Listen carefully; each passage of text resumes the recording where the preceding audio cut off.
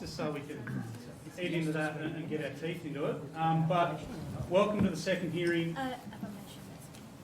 of the Standing Committee on Social Issues inquiring into homelessness amongst older people aged over 55 in New South Wales. The inquiry examining the rate of homelessness and factors affecting the incidence of homelessness among older people, as well as impacts on health and wellbeing and challenges in navigating homelessness services. I acknowledge the Direct people, the traditional custodians of the land on which we are meeting today. I pay my respects to elders past, present and emerging, and celebrate the diversity of Aboriginal peoples and their ongoing cultures and connections to the lands and waters of New South Wales. I also acknowledge and pay my respects to any Aboriginal people and Torres Strait Islander people joining us today. Today we'll be hearing from a number of stakeholders, including local community service providers, Dr. Emma Power from Western University, and individuals with lived experiences. I thank everyone for making the time to give evidence to this important inquiry. Before we commence, I'd like to make some brief comments about procedures for today's hearing. Today's hearing is broadcast live via the Parliament's website. The proceedings are also to be recorded and a transcript will be placed on the committee's website once it becomes available. In accordance with the broadcasting guidelines, media representatives are reminded that they must take responsibility for what they publish about the committee's proceedings. While parliamentary privilege applies to witnesses giving evidence today, it does not apply to what that witness says outside of their evidence at the hearing. I therefore urge witnesses to be careful about your comments you may make to the media or to others after you complete your evidence. Committee hearings are not intended to provide a forum for people to make adverse reflections about others under the protection of parliamentary privilege. In that regard, it is important that witnesses focus on the issues raised by the inquiry terms of reference and avoid naming individuals unnecessarily. All witnesses have a right to procedural fairness, according to the Procedural Fairness Resolution adopted by the House in 2018.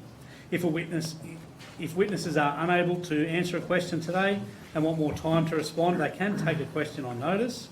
Written answers to questions taken on notice are to be provided within 21 days. If witnesses wish to hand up documents, they should do so through the committee staff. In terms of the audibility of the hearing today, I remind both committee members and witnesses to speak into the microphone. Finally, could everyone please turn their mobile phones to silent for the duration of the hearing. I now welcome our first batch of witnesses. Welcome, thank you for coming. Could each witness please, starting from my left, state their names and position title and swear either an affirmation or an oath. Paul Musa. I swear that the evidence now about to be given by me shall be the truth, the whole truth, and nothing but the truth, so help me God. Thank you. Just before we move on, in relation to those microphones, there's two microphones in front of each of you. We need both of them to be engaged. So one's for Hansard and one's for the audibility.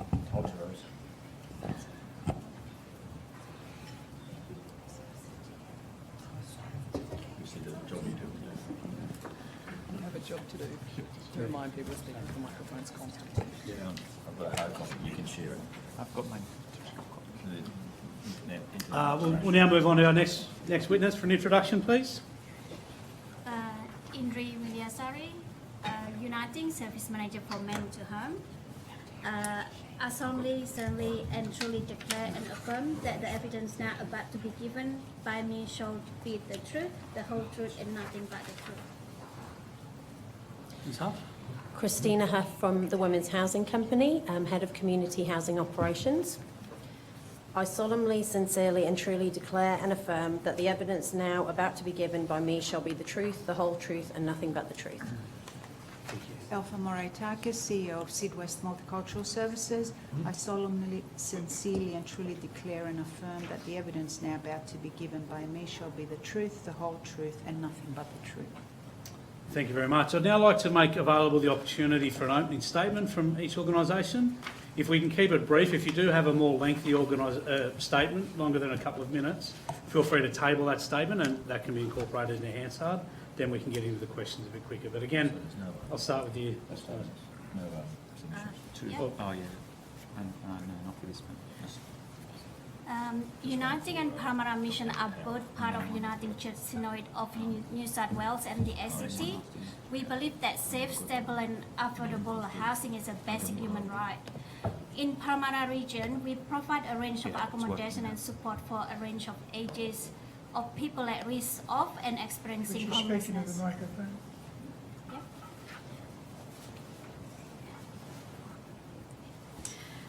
We particularly wish to highlight 3 services. Men to Home provide outreach, early intervention, crisis support and accommodations. Over the last 5 years, it has supported over 220 men over 56 years old, which is around 40% of our total male clients.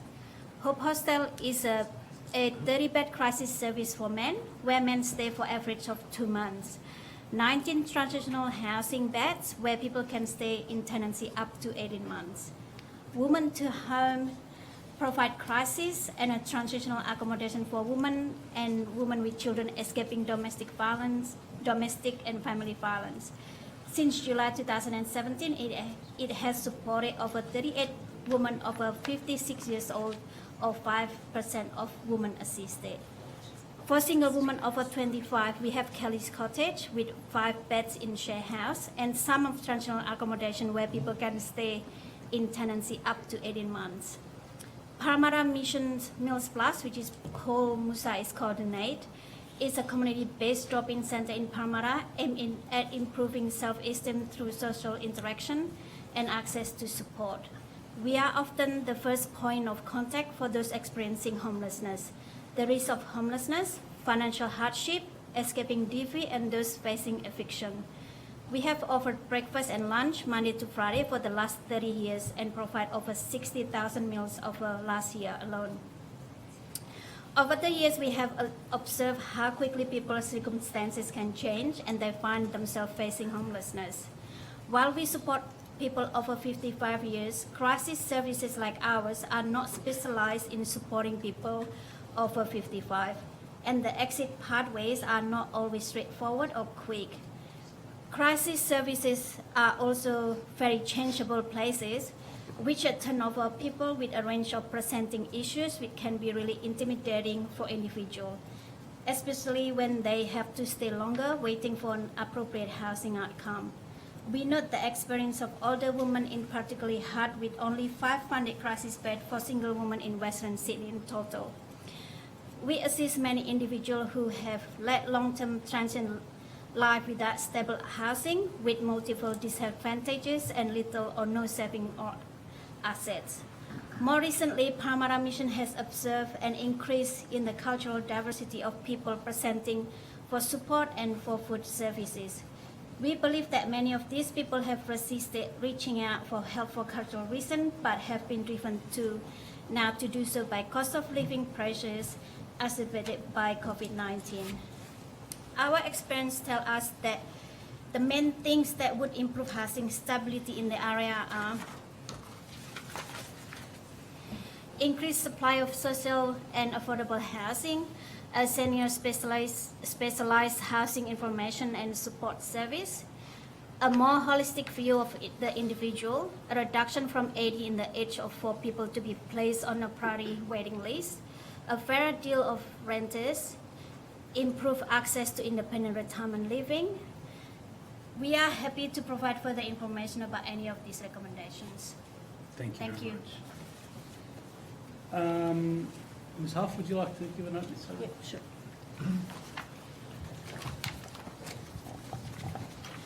The Women's Housing Company is a Tier 1 community housing provider. We've been operating across the Greater Sydney area for 40 years and provide social and affordable housing to approximately 1,100 households. We also deliver specialist homelessness services in the Liverpool area. Our tenants are predominantly single older women, with 60% of our tenants over the age of 55. We're members of the Ageing on the Edge Coalition and support the recommendations detailed in the submission.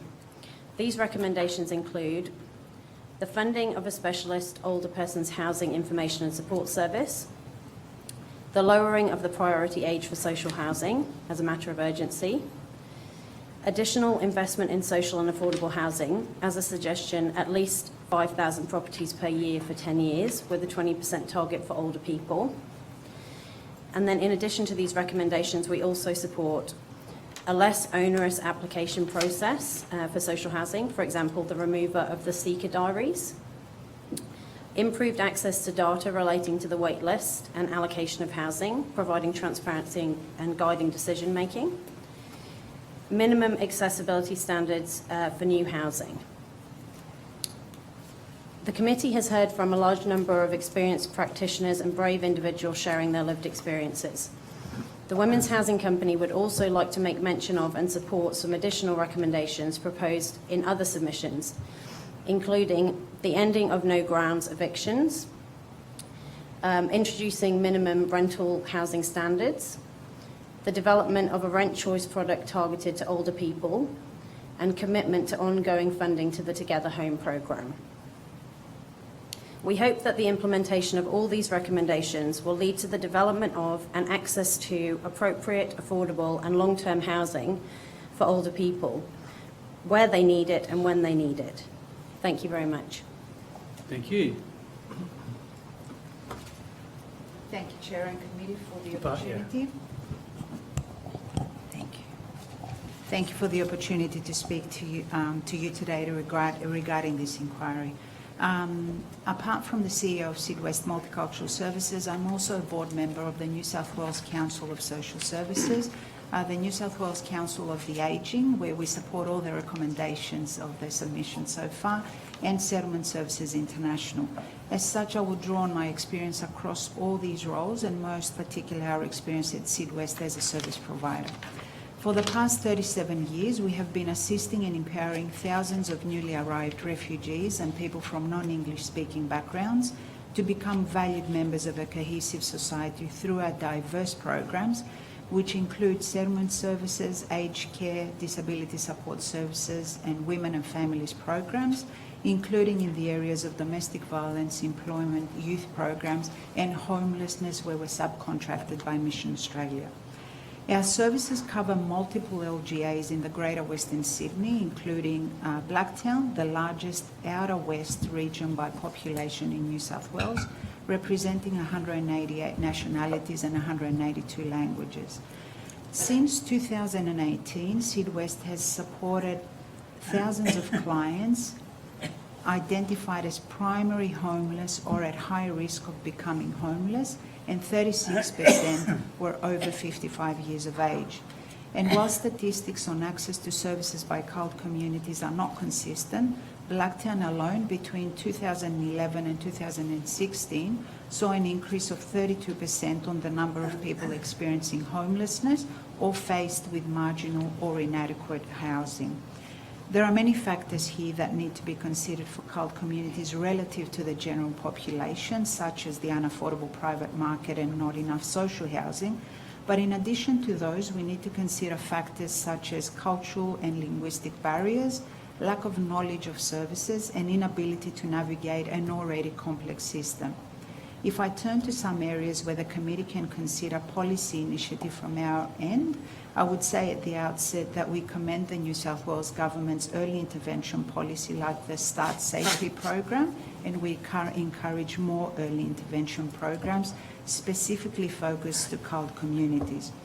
Generally, we would support incentives to facilitate bespoke residential housing with a build-to-lease configuration within planned communities where access by migrants and refugee streams is a feature in the tenant composition. In addition to training on how to work with CALD communities for all staff in the housing and homelessness services, we encourage the inquiry to consider formal opportunities for accreditation, similar to NDIS and the aged care, for CALD-specific organisations that are trusted and connected to communities and have the ability to provide linguistic and culturally responsive services either alone or through regional subcontracting arrangements with larger specialist providers. Also, DCJ's policy of the 28 days entitlement for temporary accommodation is quite challenging for CALD older adults, and as such, we would encourage the inquiry to consider recommending that this entitlement be extended to 45 days. The department also needs to consider relaxing some conditions for older adults, such as the requirement to actively search and submit a minimum number of private rental applications to renew temporary accommodation. This requirement is significantly tricky for older adults with language difficulties and multiple medical conditions. Conscious of time, thanking you again for the opportunity, and I welcome the committee's questions. Thank you all very much for those statements. I might ask, it seemed like they were all pre-prepared statements. Would we be able to get a copy of them just to assist Hansard? Would that be okay? Also, before I commence, Ms Huff, thank you so very much for your time this morning, and in particular, thank you very much for the residents of that facility for allowing us access to see their houses. I'll open up to some questions now. I'll start with Ms Jackson. Thank you, Chair. Just got to get my microphones all set up. Thank you, everyone, for coming along. I think I might start in a way where you finished off, Ms. Moriotakis. Apologies for the mispronunciation, because I do think one of the things that is particularly useful about having a hearing here in Western Sydney and having a panel such as this is the capacity to dig in a little bit to the particular challenges that the culturally and linguistically diverse communities face. That isn't something that was necessarily a big feature of our hearing yesterday. It was touched on. But look, I mean, other than the very obvious stuff like translating information into other languages, can you give us a little bit more of a sense about what we might do to better ensure that culturally diverse communities are being reached by the services that are available, and also any particular service gaps? Services that aren't available at all, that would be really useful. Ms Moriotakis, you could answer that, but also perhaps the people from the Parramatta Mission, who I'm sure work with a range of those communities as well. Deploying bilingual workers within specific communities, because I think for us it is not just a matter of language and the translation. It is about being culturally responsive, and it is about how the issue around homelessness, around domestic violence, or issues related, and all the factors that my colleagues referred to have to be culturally responsive. So I think by deploying bilingual workers to deliver information to communities would be a good way to go about it, and informing communities about housing options, developing resources where homelessness services can work together with specific communities, and also homelessness specialist staff to be trained on how to work with diverse communities.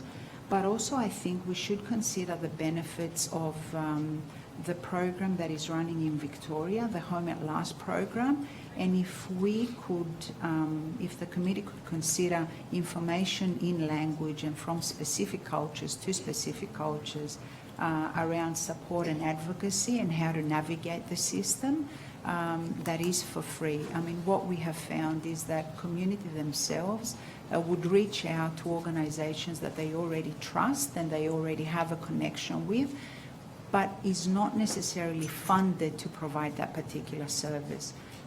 So either it be through, Service New South Wales, or having navigators, I call them navigators, bilingual navigators, that could assist community with that information, I think would be very beneficial.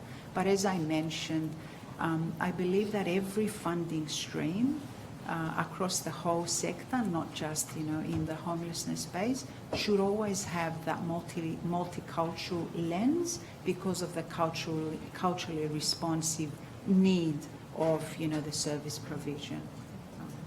I don't know if the Parramatta Mission people wanted to contribute anything to your experiences as well about how we might reach these communities.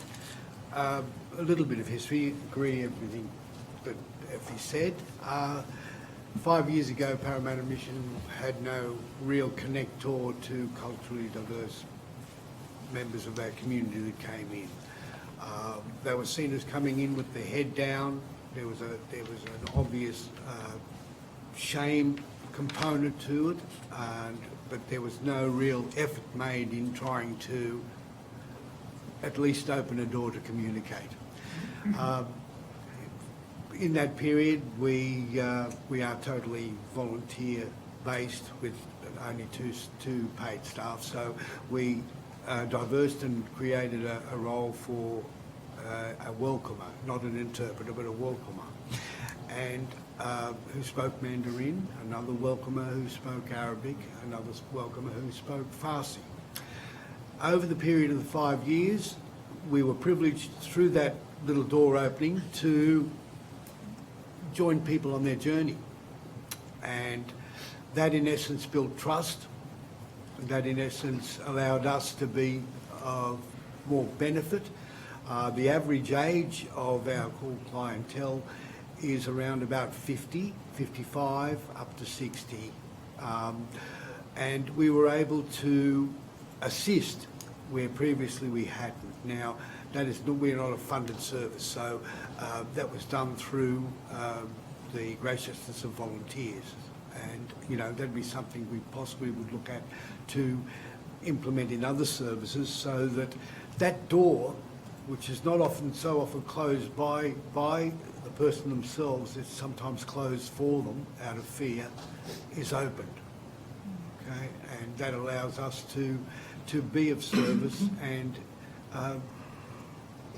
refer, answer questions, you know, and not so much solve anything, but give that trust and that reassurance that makes people feel happy. I'm happy to keep going, but I mean, one of the other things I think that you mentioned, Miss Widarasi, excuse my mispronunciation. I just want to clarify a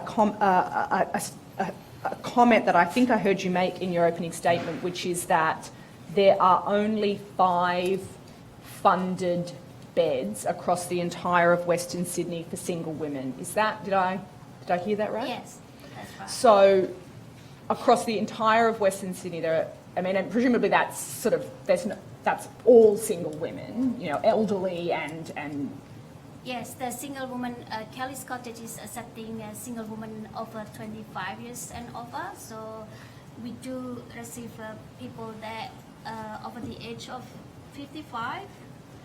And it's really hard for us because we're not specialized. Some people is too independent to go to aged care, if that makes sense. So yeah. So that's how sometimes we refer people to other accommodation to secure privately. Sometimes it's not achievable for the ladies because it's too high or too expensive, and to go to aged care is they are too young, so they are in that gap that need to support.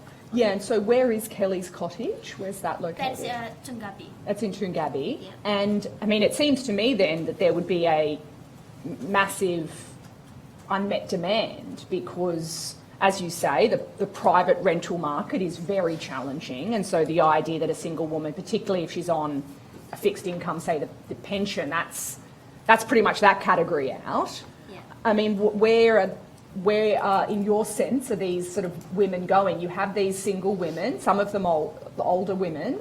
The crisis beds aren't available, as you say. There's very, very few. Do you have any sense of what women in that category are doing? So if we accept them, we can transfer them to transitional housing if there is any vacancies. If not, we liaise with other services that may be outside Sydney Metro. Right, and so you are sending women on occasion outside of Sydney, Yes. just so that they have a crisis bed to sleep in. More like a permanent accommodation. Right. Yeah. And in terms of then the sort of obviously transitional accommodation, as you said, is sometimes an option. What are the exit pathways there like? I mean, you mentioned in your statement, in the submissions, I mean, it's in the name, transitional. It's not meant to be a permanent Yes. solution. What are you finding those exit pathways are like? As kind of hard Yeah. in a way because some people still waiting for Department of Housing offers, which is like take a while. How to long are sit there. people sort of roughly waiting, do you think? For Parramatta could be more than 10 years. More than 10 years, yeah. Yes. So we sometimes we trying to refer them to like to get a home or another transitional or private rental if they're affordable. But you're finding that people are spending quite a lot of time in transitional housing, is that? That's correct, yes. Yeah. And maybe just give us a little bit of a sense of what transitional housing is actually like, you know, in the sense that how is it different to a permanent home? I mean, other than the fact that people don't have tenure there, so, you know, it's not intent, but they're quite small rooms, aren't they, in terms of the actual accommodation that people are staying in transitional housing? What does that look like? Most of the time, it is quite small. It's just a studio apartment or studio bedsit. And the ladies that moving there, knowing on the back of their head is they can't stay there any longer than 18 months. And that is something that they always worry about. And we need more properties for single women, especially when they are over than 55. Most of the categories, sometimes they're not necessarily receiving pension as well. Sometimes they only receive a new start that is not enough. Yeah. Yeah, no, Can I follow on to that? Jump in, So jump in. they're allowed 18 months there. How many of them are getting to the end of that 18 months without having found alternative accommodation? Quite a lot actually. Sometimes we have to negotiate with the housing provider, like the community housings, to stay a bit longer to work on to find more sustainable, longer term or safe, affordable housing. Okay, thank you. Reverend Noel? Thank you, Mr. Chairman. Just a general question for the panel. There is no one-stop shop for older women to get assistance when filling in forms, finding out what housing is available, and to help them obtain relevant information. Could you structure a service through your organisation where there is just one place older women can go to tell their story once, and to have a person assigned to them to help them to navigate the system? That's open to the panel.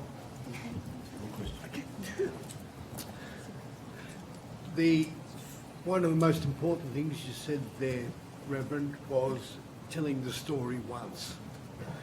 We don't seem to have a capture that, a universal capture for client information that captures a person's story once. So that trauma is of delivery is only once. What happens now is if they come to Parramatta Mission, they go through a process of delivery. If that's referred to Mission Australia, it's the same thing. They've got to go through it again. If it goes to Vinnie's, it's got to go through it again. They did try one some years ago, but it ended up a 25-page ticket flick, which was traumatic in itself. So yes, to tell the story once would be great, Reverend. With the specialised officers or consortium, a senior specialist housing information and support service would be ideal, where the over 55s would be able to go to one spot and all the traumas associated with filling out forms, making phone calls, going online, which, you know, are really daunting for some people, would be taken care of by someone who has built their trust. And that is crucial as well, to build that trust. In saying that, then, this is something that, you know, I think a lot of the services want is a one-stop shop where it would take then the pressure off the SHS services to try and give the time that's required for an older person, because the thought patterns, the action patterns are a little bit slower, and the understanding is also a little bit slower. So in essence, that one-stop shop would be great, and it would serve the purpose of alleviating people in need, in obvious distress, and allowing the SHH service to free up and be more proactive. So yes, we could do it. We could do it with the support of government. We could do that. Okay. Good. Thank you. I'd like to come back to something that was said in there, but would anyone else like to directly address Reverend Niles' question? If I can add, Reverend, that we should always be aware and conscious about the diversity in the area, especially around, Western Sydney.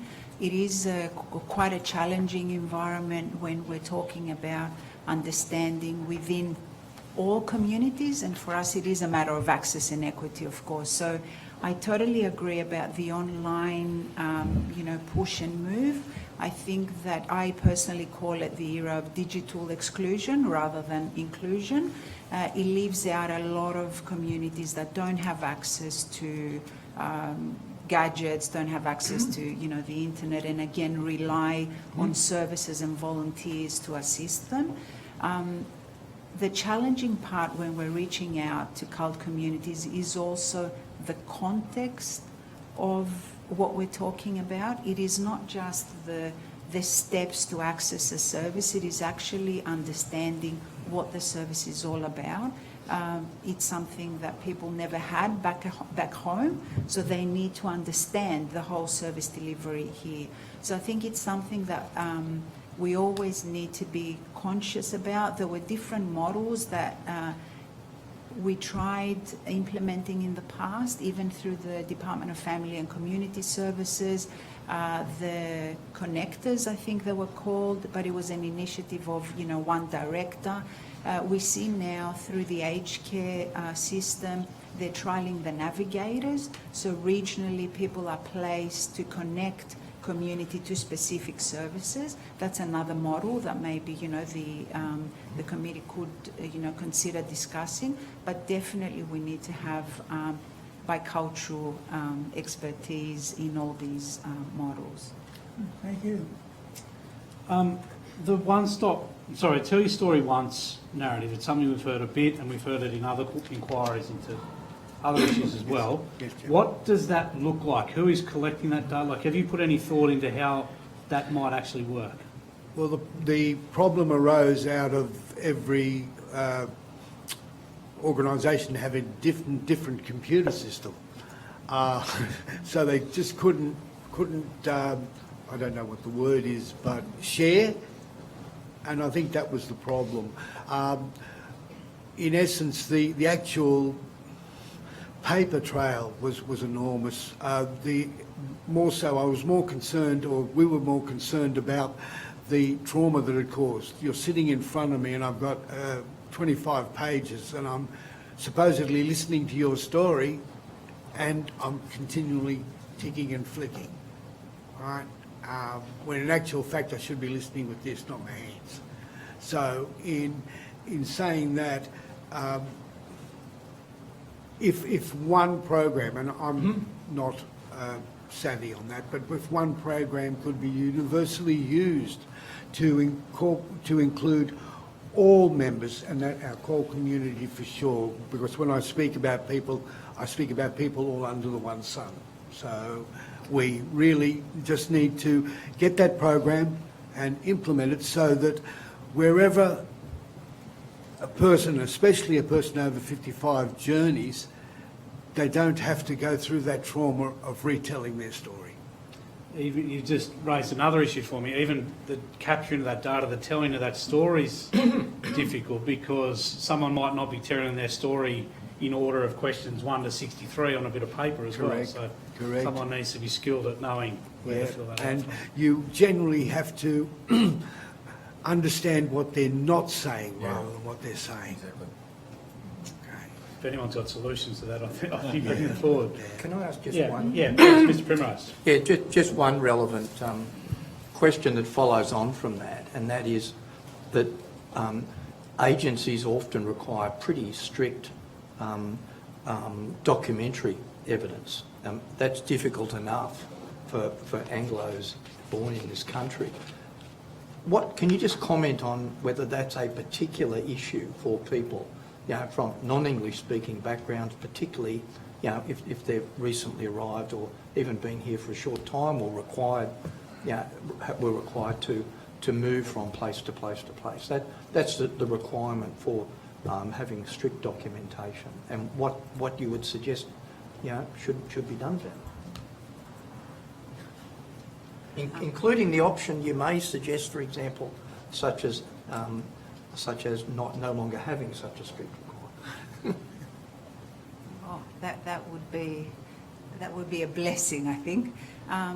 We do understand, you know, compliance. We do understand the documentation that is needed. It is a very challenging journey for our crowd, especially over 55s, refugees, newly settled, and we saw quite a large, you know, percentage at the last census being homeless. The lack of understanding why we need to gather that information, the medical conditions that some of them might be faced with, that they themselves are not even aware and they don't know English. So there's a lot of information that cannot be shared with the people that collate all that information. We see from our other services that the journey of an individual in line with the paperwork is a work in progress. It is a living document that your caseworkers keep updating as, you know, the journey goes on and throughout, you know, that connection with the individual. Of course, I wouldn't recommend not to have any documentation at all. I would recommend to simplify probably the process and the paperwork involved.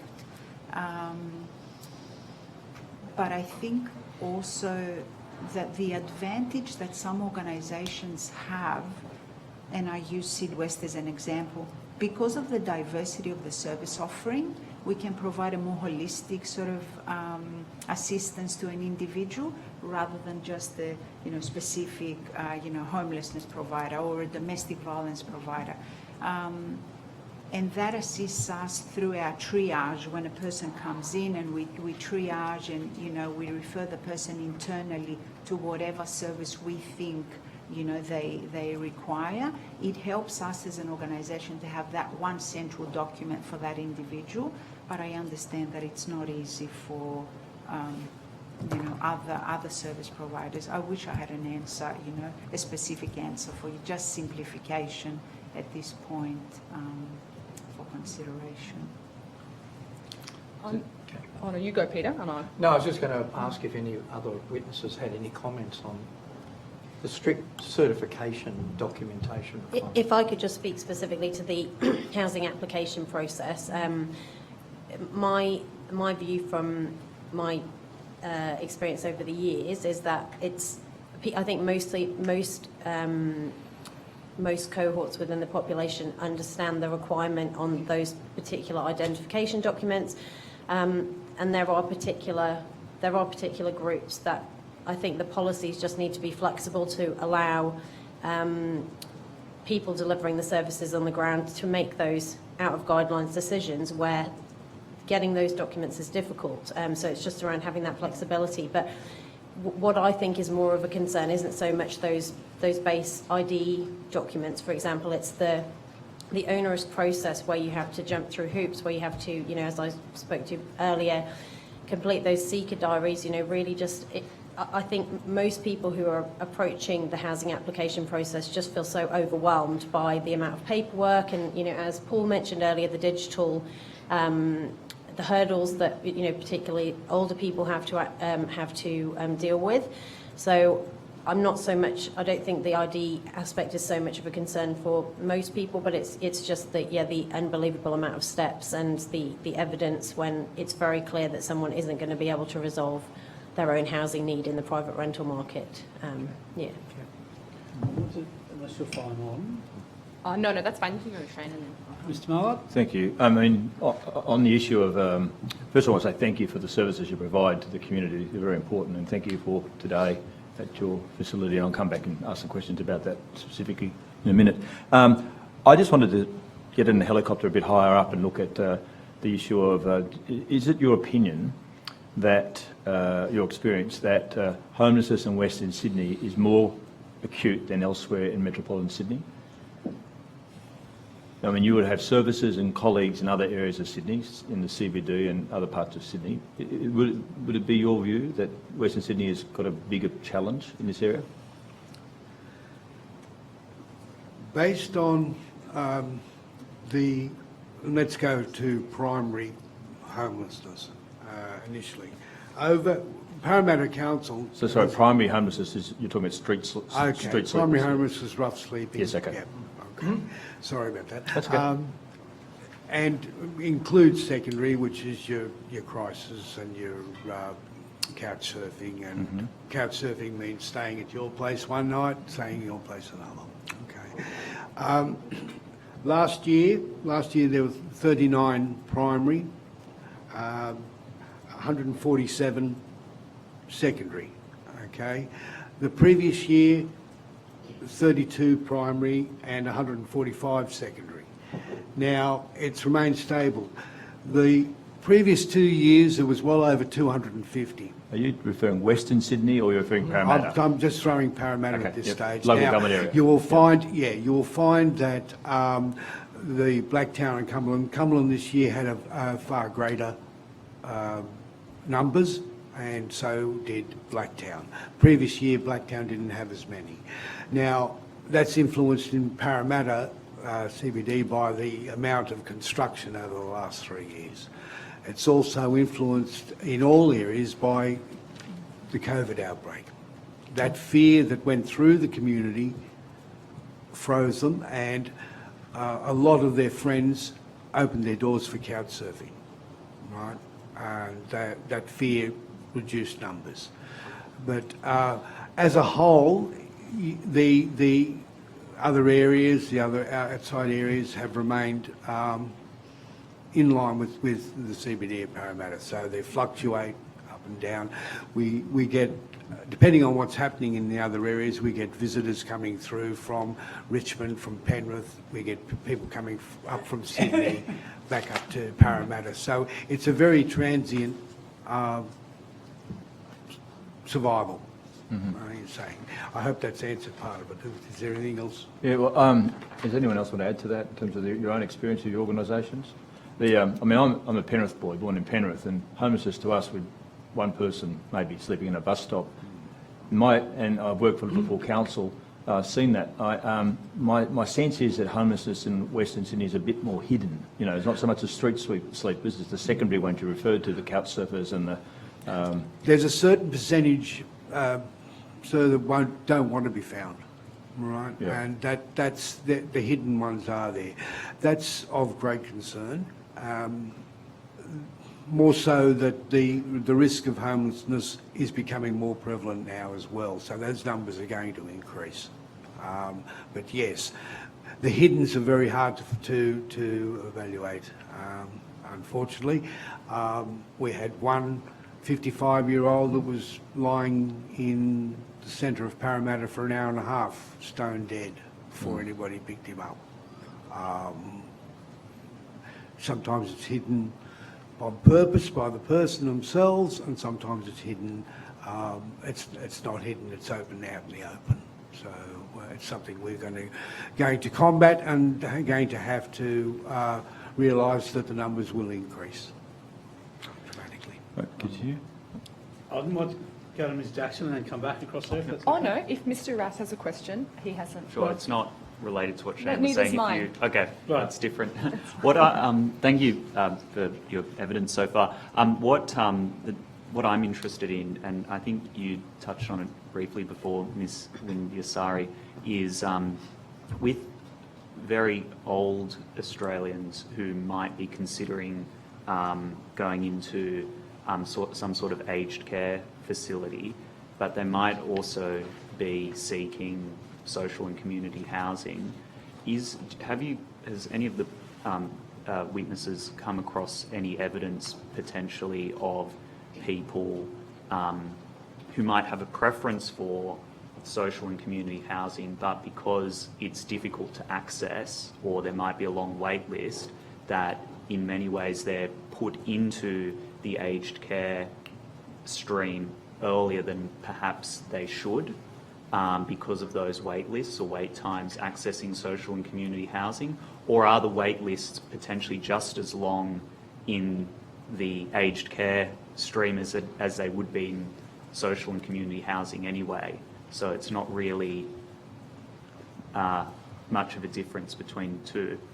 Because if you're sort of, quite old, you might be considering both potential options. You might not be quite ready yet to go to an aged care facility, but it might be the only option that you have if you can't access, social and community housing.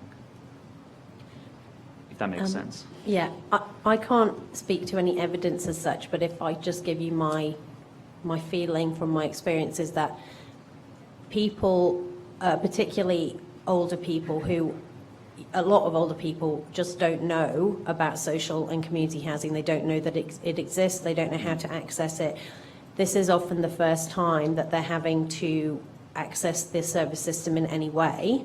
And so I think that, often they don't even know it exists. And then when they become aware of it, again, the process can be so onerous, and they're told, they are told by frontline workers that they speak to that the wait list can be 10 years plus. And I mean, I can only speak for myself. If I was at the end of that information, I may just not even try. So I think it may be possible that they're going into aged care, but I don't even know how easy that is to access either. So, But I just think that it's not on their radar a lot of the time. Yeah, because obviously, often their preference would probably be not to go to an aged care facility unless they have to. But if that's the only option, we obviously don't want them being pushed there prematurely as potentially the only option available to them. Anyway. Ms. Jackson? I just wanted to ask, just in relation to the temporary accommodation requirements, a couple of people have mentioned some of the sort of onerous elements of that, of needing to, constantly demonstrate that you have sought to resolve your housing issues, in the private rental market or in another way. We've heard evidence from, individuals with lived experience about how traumatising that is.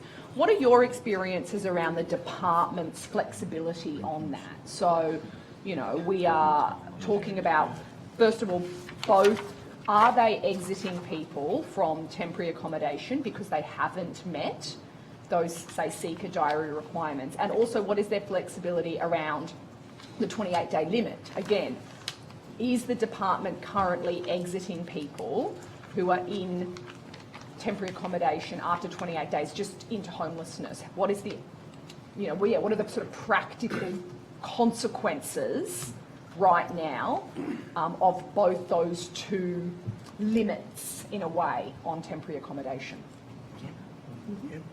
So I have a case study with me here today that I can leave with you.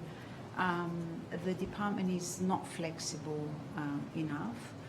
So come the 28 days, it seems that people are pushed back into their homelessness, state, or women trying to flee domestic violence are pushed back in, a domestic violence environment. It takes individuals, I suppose, and the case study is one of our success stories, that unfortunately though, because he was an elderly man that with his elderly wife and bedridden did not want to go into a residential facility, so chose to try through their caseworker and link to home to find, he was found eligible for housing. But as it took so long that as soon as they went in a few months later, he passed away. To your point about how long do they have to wait, it's quite inflexible at this point in time, and we have quite a few examples to provide in addition to this if you would like. Yeah, that'd be useful. I mean, I'd be interested to hear from the Parramatta Mission people as well. I mean, I have previously asked DCJ about the consequences of, some of those requirements, and, they insist on saying, we don't exit people into homelessness, or, we sort of, that's not our preference or that's not our policy, but yeah, my understanding is that on the ground, the experience is that if people don't meet those requirements or can't find accommodation within 28 days, that they are left with nowhere to go. Keeping that diary for some is quite an arduous task, right? For whatever reason, whether it's cognitive, whether there's underlying mental health, it's a task that they just can't at times do. The 28 days, yes, they do. They do evict after 28 days, and it's at that point that the advocacy comes in and goes via the CSO officer and goes up to either the team leader or above, and you can say, look, we're working with these people. Give us some time. 28 days, is not even sufficient sometimes to build trust. So yes, it is a strict guideline. 28 but it's days. taking it's taking the advocates in your organisation Yes, 100%. pleading on people's behalf. 100%. Yeah, 100%. Yeah, and again, so just to be clear, they have there's requirements around whether it be the diaries or the other proof points that they are seeking, alternative accommodation. And so if they don't do that, they turn up, they say, I haven't done. It's not done for a range of the reasons that you've mentioned. It's mentally traumatising. DCJ will just say, well, you need to get out of the temporary accommodation. Is that actually what is happening? Yes. Right. Okay. Can I make a brief comment on... Yeah, Yes. so I was just going to say, we've got about 15 minutes left. I'm aware Mr Primrose will have another question. Mr Mallard would like a question. Mr Rath's got one as well. We're just warming up. I'll just throw to Reverend Knight. Apologies, Chair. I'll throw to you first, Reverend Knight. Yes, I just wanted to make a positive comment that when we visited the home this morning at Parramatta, which houses elderly women, single women, how confident they were, how happy they were, and I was very impressed with their caring attitude as well. And they were from different countries. One was from, background was Swedish, another one was Italian, and how adjusted they were. And I was very encouraged That's a good by how segue for me because I want to talk about they've it. been housed and cared for, and how they're responding in a very positive way. We might take that as a comment, move on to a question from Mr Mallard. Well, that's an So I think excellent, it follows on from what you've just said. it's an excellent segue, because I was going to talk about the facility this morning, so we get on the record, and thank you again, Ms Huff, and your colleagues for taking us there today. The facility was 21 years old, and I think, I don't recognise you without a mask on. But nonetheless, we had a discussion, and I want to put it on the record. So we met with the women there, and it's a women-only refuge. Again, can you remind us how many women your organisation, the Women's Housing Company, houses in New South Wales?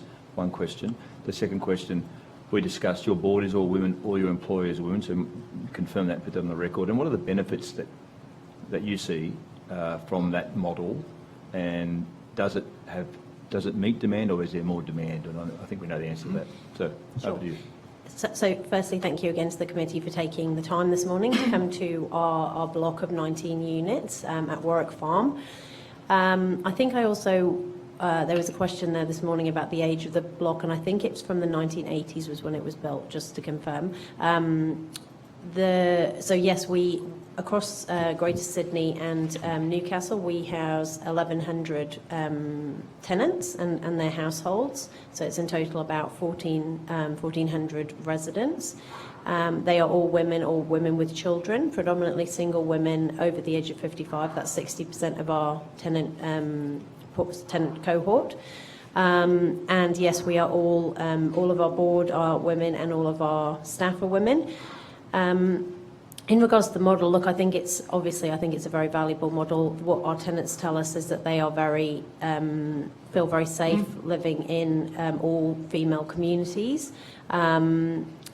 Look, I think the key here is choice and flexibility around options. So, obviously there are men out there who are also homeless, who are also in need, and we're not trying to discount their need, but we think that having all women's housing and having that option for women to choose if they so wish, and if they have a background which makes that kind of option more, it would improve their well-being as a result. We think it's a very important option to be available. So, Are you the only service provider in that space? Yes, to my knowledge, in New South Wales, I believe so. I know across Australia there are a couple of other all-women community housing organisations. So a recommendation of this committee for the government to invest in more opportunities to expand the service you provide, whether it's your company or another one, would be, you'd support that? You'd think that would be... Yeah, absolutely, yes. Okay, thank you for that. The second thing is just, and I'll correct what I said before, is I said 21 years old. I based that on what Diana told us at the age of the place was, but you're saying he's built in the 80s, so what's that make it? Yeah, a bit older, about 40. I noted that there wasn't a communal area other than where we sat underneath a sort of car park roof with some seats. And you were saying to me that it was built by the Department of Housing back then, and then you took it over in terms of the provision of the services there. So first of all, any future properties, would that incorporate communal living space, like a TV space or a lounge area? And I've seen some new ones with that. Yeah, yes, I think that's always preferable. As a lot of new developments that are coming through, maybe new generation boarding houses, which would always have a requirement to have a communal space in terms of the development application.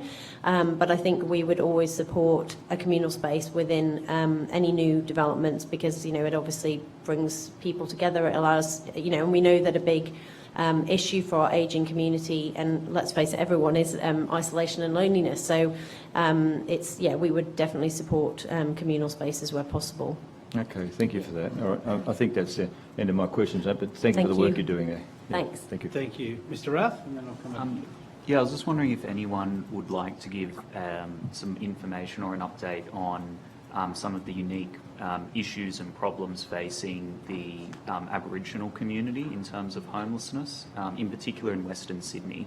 Any information you could provide on that potentially? Yep, okay. Out of our 250 people that come through every day, we have a percentage of around about 5% of Indigenous Australians. Of that, 2% are women, and the average age is mid-50s. We are celebrant of NAIDOC Week. We promote the flag. So being totally inclusive, okay, is crucial. We're fortunate in Parramatta to have in DCJ housing a very, very good Aboriginal liaison officer. And a referral to there acknowledges and gets a response. She has the capacity to, and it's a holistic approach to address at initially probably 20 to 30% immediately, and with her resources able to connect the client with the remainder. So that holistic approach and the resources available, the connections available, make it a surety from our point of view to make that referral. Now, that's a confidence that any service would need in dealing with anyone, not only our Indigenous community. Okay? Comorbidity there is high. Let me say the luggage is high, but the resource to ease that luggage is quite available and real, and requires more support, by the way. Thank you. I'll hand over to you. We've got about 7 minutes left. I might just ask one quick question before handing over to my colleague, Mr. Primrose. Just in relation to the Women's Housing Company, you know, obviously we've heard consistent evidence that we need more social and affordable housing. That's a really clear message that we've received. In terms of being a Tier 1 community housing provider that's actually providing that housing, we've again heard a little bit of evidence about some of the challenges in the planning pathways, but we haven't been able to explore that very much. I just wanted to give you the opportunity, you know, if there were any information or feedback or recommendations that you could provide in terms of the planning pathway for community housing providers to deliver social and affordable housing, that would be useful, you know, for us to think about, I guess, how we might attempt to remove some of those barriers. Sure, thank you for the opportunity. So, look, I won't profess to be an expert in the planning space, but a couple of points I would make is just that to say firstly that, you know, social and affordable housing does need to be subsidised by government. It cannot, you know, they are subsidised housing models, and so I think we need to view social and affordable housing as absolutely vital social infrastructure, and rather than seeing it as a commodity. So that would be one suggestion that I would make. Look, in terms of the current planning mechanisms, again, I'm not an expert on the SEP, for example, but I've seen a few councils doing really good things around their use of their development levies. I know that it seems that there's a lot of flexibility on how that's delivered, and so as a suggestion, I suppose having a little bit more control and monitoring over how, so for example, if developers get uplift for and provide affordable housing, how's that being delivered? Is it being utilised in the way that it should be? You know, there should be more compliance around that, would be my view. And perhaps look at what the councils that are delivering delivering more affordable housing, or perhaps holding it, the councils managing themselves, look at those and whether there should be more control there, because I do think there's some good stuff happening there. But yeah, those would probably be my 2 points, that we do need to invest in social housing. There's no way around it. And the more the larger the community housing sector grows, the more we will be able to deliver, and develop our own properties through economies of scale. But we need to be supported financially to do that.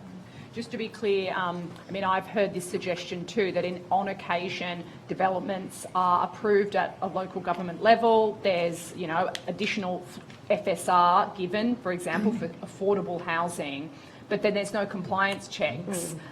The developer goes off, builds the development, and you're, just to confirm your evidence, you're suggesting that the actual affordable housing then isn't delivered.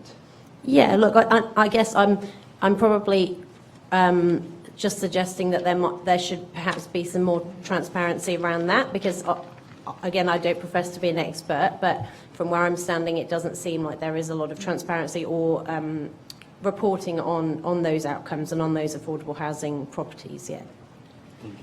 Final 3 minutes, Mr. Primrose. Well, I don't know if you can do this in 3 minutes, but excuse me. You wake up tomorrow morning and you're the Premier of New South Wales. Can I ask each agency here, what's the very first thing you do to address some of the issues we've discussed today in relation to Western Sydney? What's your first and most important action as Premier? Education. Education right across the board. About quality of life, homelessness, the risk of homelessness, that it can happen to you, but right across the community, and to those people that are dealing with accommodation, real estate agents to reach out before they evict, to give services an opportunity to help, rather than go through the process of eviction, go to the tribunal. A little bit of empathy is what I'd make law, and I'd ban loneliness. I'd do something, because loneliness is going to contribute to every element of day-to-day living. Okay, we'll put that to the current Premier. No, Do question time. Bring Can I him in, ask... bring him in. We heard that yesterday. Yeah, can I ask the other witnesses, do you have any... Yeah, mine is very boring and simple. Invest in social housing and base the investment and the developments on data on demand, on location and need, rather than trying to make things fit on particular blocks. Think about it from a systemic perspective and develop with that in mind. Yes, I would agree with both. I would call it early intervention in terms of real estate, educating real estates and not being fearful to have tenants that don't have the necessary paperwork. Social housing, there's a lot of dead space out there that is sitting idle that we could build into social housing and have all tiers of government working together. We're all working separately, and there's a lot of gaps between what local government does, state, federal. So having a more coordinated sort of approach in service delivery. As a country, I think we're lagging in early intervention programs that could have saved us a lot of money at the end of the road when we're trying to address an issue rather than prevent it. Early intervention and recognising loneliness as a key issue. Thank you very much. Premiers. Thank you all so very, very much for your time this afternoon. Thank you again, Ms Huff, for your time this morning. There is the opportunity for members to ask additional questions. If that be the case, someone from the Secretariat will be in touch and you'll have 21 days to respond to those questions. I don't think there was nothing that I recall being taken on notice. So thank you very much for your time. It's been very insightful and very helpful to us. Thank you. Thank Thank very you for much. the opportunity. Now welcome our next witness. And once again, following procedure, can I ask you please to state your name, position, and swear either an affirmation or an oath. Thanks so much. Now, as you've got your pick of microphones, so maybe, You put between two. There we sit go. where it suits you, yeah. Can you hear that? I can also see you now, which is a bit... Excellent, which is a great improvement. I'm Dr. Emma Power. I'm an Associate Professor in Geography and Urban Studies in the School of Social Sciences and Institute for Culture and Society at Western Sydney University. Thank you. And you have a oath or affirmation there? Yes, I solemnly, sorry, the glare, let me get these glasses. I solemnly, sincerely and truly declare and affirm, you're right, that the evidence now about to be given by me shall be the truth, the whole truth and nothing but the truth. Thank you very much. Reverend Niall, would you like to start with the first question? Opening statement. Thanks, I'm about to ask my time. So I'd like to, first of all, thank you for the opportunity to speak and just to acknowledge the Barramadigal people of the Darug Nation whose lands we're meeting on today. So I'd like to share some housing stories of low-income older women who live in Western Sydney that we collected during our Australian Research Council funded research with older women who are at risk of homelessness. So Julie's in her 60s. She's a former homeowner who became homeless after her husband unexpectedly died. Like many women, she couch surfed until her welcome ran out. She then rented a couple of substandard houses, including a converted garage where she lost many of her possessions during a flood, before she moved into her car on the Nepean River, which is really just 40 minutes from here. Julie received the disability support pension, but she found it hard to access appropriate private rentals because they're simply too expensive. Discrimination is also at play. One social worker explained to us that the real estate agents and landlords prefer somebody who's working, so already your application's at the bottom. So the only places that your chances are improved of getting are those run-down, scary-looking places that nobody else wants, which is not safe or good enough for them. After paying rent, many women lived in crisis conditions. Tracy's most recent rent increase left her with only $30 a week after rent. She explained that her efforts to survive were like a job. She would go to one local charity where they had a food cupboard and fresh produce, and another one where she could get a monthly food voucher. Tony was a community worker who received the unemployment allowance during school holidays, and she described how she had to collect food at a local charity alongside her clients. Many lived in substandard housing. Women reported housing that leaked. There were taps that didn't turn off, a broken oven, housing that was either too hot or too cold. Tracy lost access to nearly 40% of her house after a leak that her landlord wouldn't fix. She received the rent increase I described a moment ago after a couple of years of living like this, when the landlord finally decided to fix the lease. Why didn't she move earlier? Well, she couldn't afford another property. And like many women reported to us, she was afraid to push the landlord too hard in case she was evicted or received a rent increase and had to move anyway. Firmer regulation in the private rental sector is an essential starting point for supporting these women. However, the growing cost of rents means that these women urgently need an alternative. We need more social housing, and we need to lower the priority age from 80. When I met older women who'd been offered a place in social housing, I asked them what it meant to them, and their response was nearly always the same. They would pause, their whole body would relax, they would get tears in their eyes, and they would say, "This is my home, I'll never need to move again." Many felt for the first time in years like they had control over their future. Affordable rents in social housing brought them the capacity to plan. They still had to manage their money carefully, but they now had the capacity to independently buy food and cover essential bills. 1 month into her tenancy after living on the river, Julie explained to me how she was starting to see a future again. She said, "It's still going to be a struggle until the next pay because you're still finding your feet. You've got your bills that you're paying from before, but it's going to get better. It's not going to get worse." Secure social housing became a base.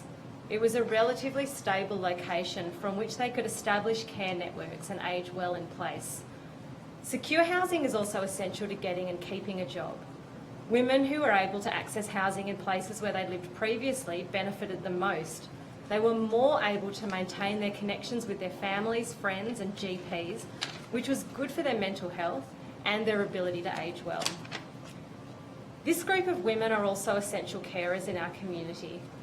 Many care for their grandchildren so that their own children can access the workforce. And many of the women that we met were also community builders. And it's secure social housing that makes that work and that essential social contribution possible. Thank you. Thank you. Can we just ask that Hansard can grab a copy of that statement? Absolutely. Reverend Knight. We've heard during this inquiry that we need 5,000 houses to be built every year for the next 10 years to meet the demands of social housing at this stage. Do you have any recommendations on how we can achieve this? Look, social housing is something that the government needs to decide that it's going to do and do. Homelessness is a choice, and social housing is something that requires a subsidy to do it, and that is government's role. And so I guess my first response to that is simply that that I would call on government to step up and do that, to recognise that structurally we have a growing number of people in this state, not only older people, but certainly a growing number of older people whose incomes simply are not enough to afford the accelerating cost of housing. This is something that we're seeing nationally, and it's playing out particularly in New South Wales and in expensive cities like Sydney. So it's a structural problem. The women that I have met during my research are all women, predominantly women who have lived independent lives. They've been mothers, they've been carers, often they've worked. They have supported themselves throughout their lives, and they are at a sudden, shocking and unexpected point in older life where they cannot afford the housing anymore through no fault of their own. Our housing system and our income support system are out of kilter with each other. In terms of building social housing, one of the points that I make is that to support people to age well, we need to make sure that housing is in places where they live already. and in well-located places, in walkable places, places that are near shops, near GPs, that are located near existing family and friendship networks. So I think there's a planning question there as well. Mr Mallow? Thank you. Is it doctor or professor? You can call me Dr. Power. That's Dr. fine. Power, thank you. And thank you for the important work you're doing. And your submission is very helpful for us. I want to unpack for the hearing. You outlined the factors that contribute to why women are the fastest growing. In your submission, you refer them as the fastest growing cohort of homelessness. And you talk about, and I'm interested in specifically the area of superannuation. You talk about, sorry, I'm just trying to, here we go. It's not numbered, unfortunately, but you talk about many women who are at risk of homelessness in older age are in the position for the first time, as you just said, gendered differences in pay across the life course and lower superannuation compared to men drive financial risks that place older women at disadvantage in an accelerating housing market. So how do we address that issue of that older cohort of women who have structural financial disadvantage because of their life course journey, either taking time out to have children, family, or no super at one point, no. Do you want to just talk that through, that factor? Is it a big factor in this issue for us? And what recommendation could we do to address that issue? Yeah, look, many of the women that we spoke to had very low levels of superannuation, and they did so for a few reasons. One reason is that they've often taken extensive time out of the workforce to bring up children, and so they've had extended periods of their life when they're not working in paid work, I should say. And then when they go and seek work, they perhaps don't have the experience to access higher paid jobs that might pay higher levels of superannuation. Women, as we know, also face a gendered pay gap in Australia, so for equivalent types of work, they'll be paid lower equivalent income, which means that a woman who's doing similar work to a man will accumulate lower levels of superannuation across her life. So there are things that we can deal with around that. I guess another issue that's particular to this cohort, though, is that because they are facing these sorts of pressures for the first time in later life, they often, A, don't know who to turn to, and B, as we've heard from the other panellists, there are very few services that are tailored to them. They also really value their independence. A lot of women said to me, I've looked after myself my whole life. I don't want to be reliant on someone else. I want to be able to do this. But the fact is that they can't. They don't have enough money. What happens is that they will use the meagre amounts of superannuation that they have managed to save across their life course to pay their rent out until they have absolutely nothing left. We heard that yesterday from a witness. Yeah. Yes. And so I think, in addition to thinking about what we can do to boost women's incomes in retirement, I think there's also questions that women would raise to me about what they could do with their superannuation while they still had it. So some women have got, a chunk of superannuation that could actually be put to better use than just paying out a couple of $100, $400, whatever, of rent each week into a landlord's pocket. Perhaps there's ways that we can look at putting those sums of money together so that women can, perhaps shared equity housing, things like this, where women who have a moderate amount of superannuation can potentially get access to a more secure form of housing in the long term, rather than that money just being simply run out. Are you suggesting that would be women? Sorry, are you suggesting that would be women that self-identify as being like have the factors to becoming homeless? I mean, sorry. How would we identify those women to be able to suggest they get involved in some sort of pooled super fund? How would you do that? Because when they come apparent to us, as you talked about the pride issue, it's almost too late. Too late, that's right. I think that's where a service we've been hearing about the Home at Last service a lot, and I think that's where a service like that potentially can stand up. They're a service that recognises the needs of older people, that is present in spaces where diverse groups of older people are, that is reaching out to the audience in the way that it needs to be reached out to. And they can be a first point of contact. I think one of the great things about that service is that it doesn't wait until people are in crisis. It's there as an early intervention. It can support people to stay in the private rental sector potentially. It can give them advice about their rights and alternatives. It can help them to apply for housing. But potentially if we had other alternatives, other options, things that we could do with the superannuation that we do have left, that might be the point where a service like that could help to identify those particular people, help them to get into whatever this new service is that the government's going to support, so that they can use their meagre bit of superannuation in this way. I'm speculating, of course, but I can see, I think it's a question of early intervention. Women know that they've got a problem. What they don't know is what they can do about it. And a service that can help them to do that, and a program that can enable that to happen, I think is something that can be a stepping stone for a number of people. Not everybody has superannuation, but the ones that do, this is something that we could be looking at. So will this issue of the gendered structural financial disadvantage that this cohort of women have, being over 55s, will that diminish?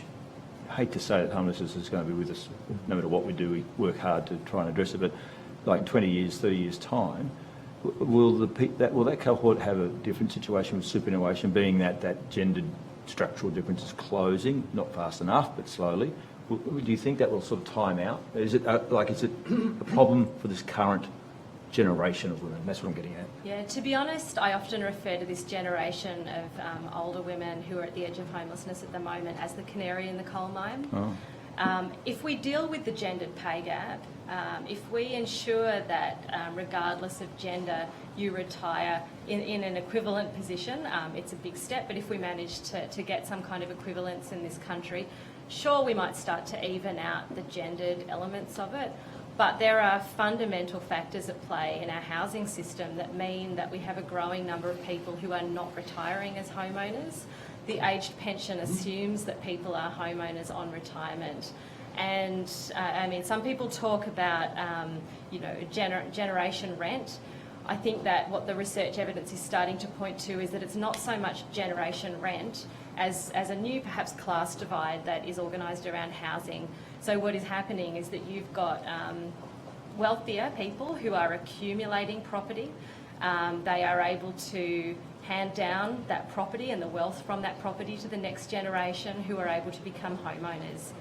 You've got families who have never been homeowners and never will be.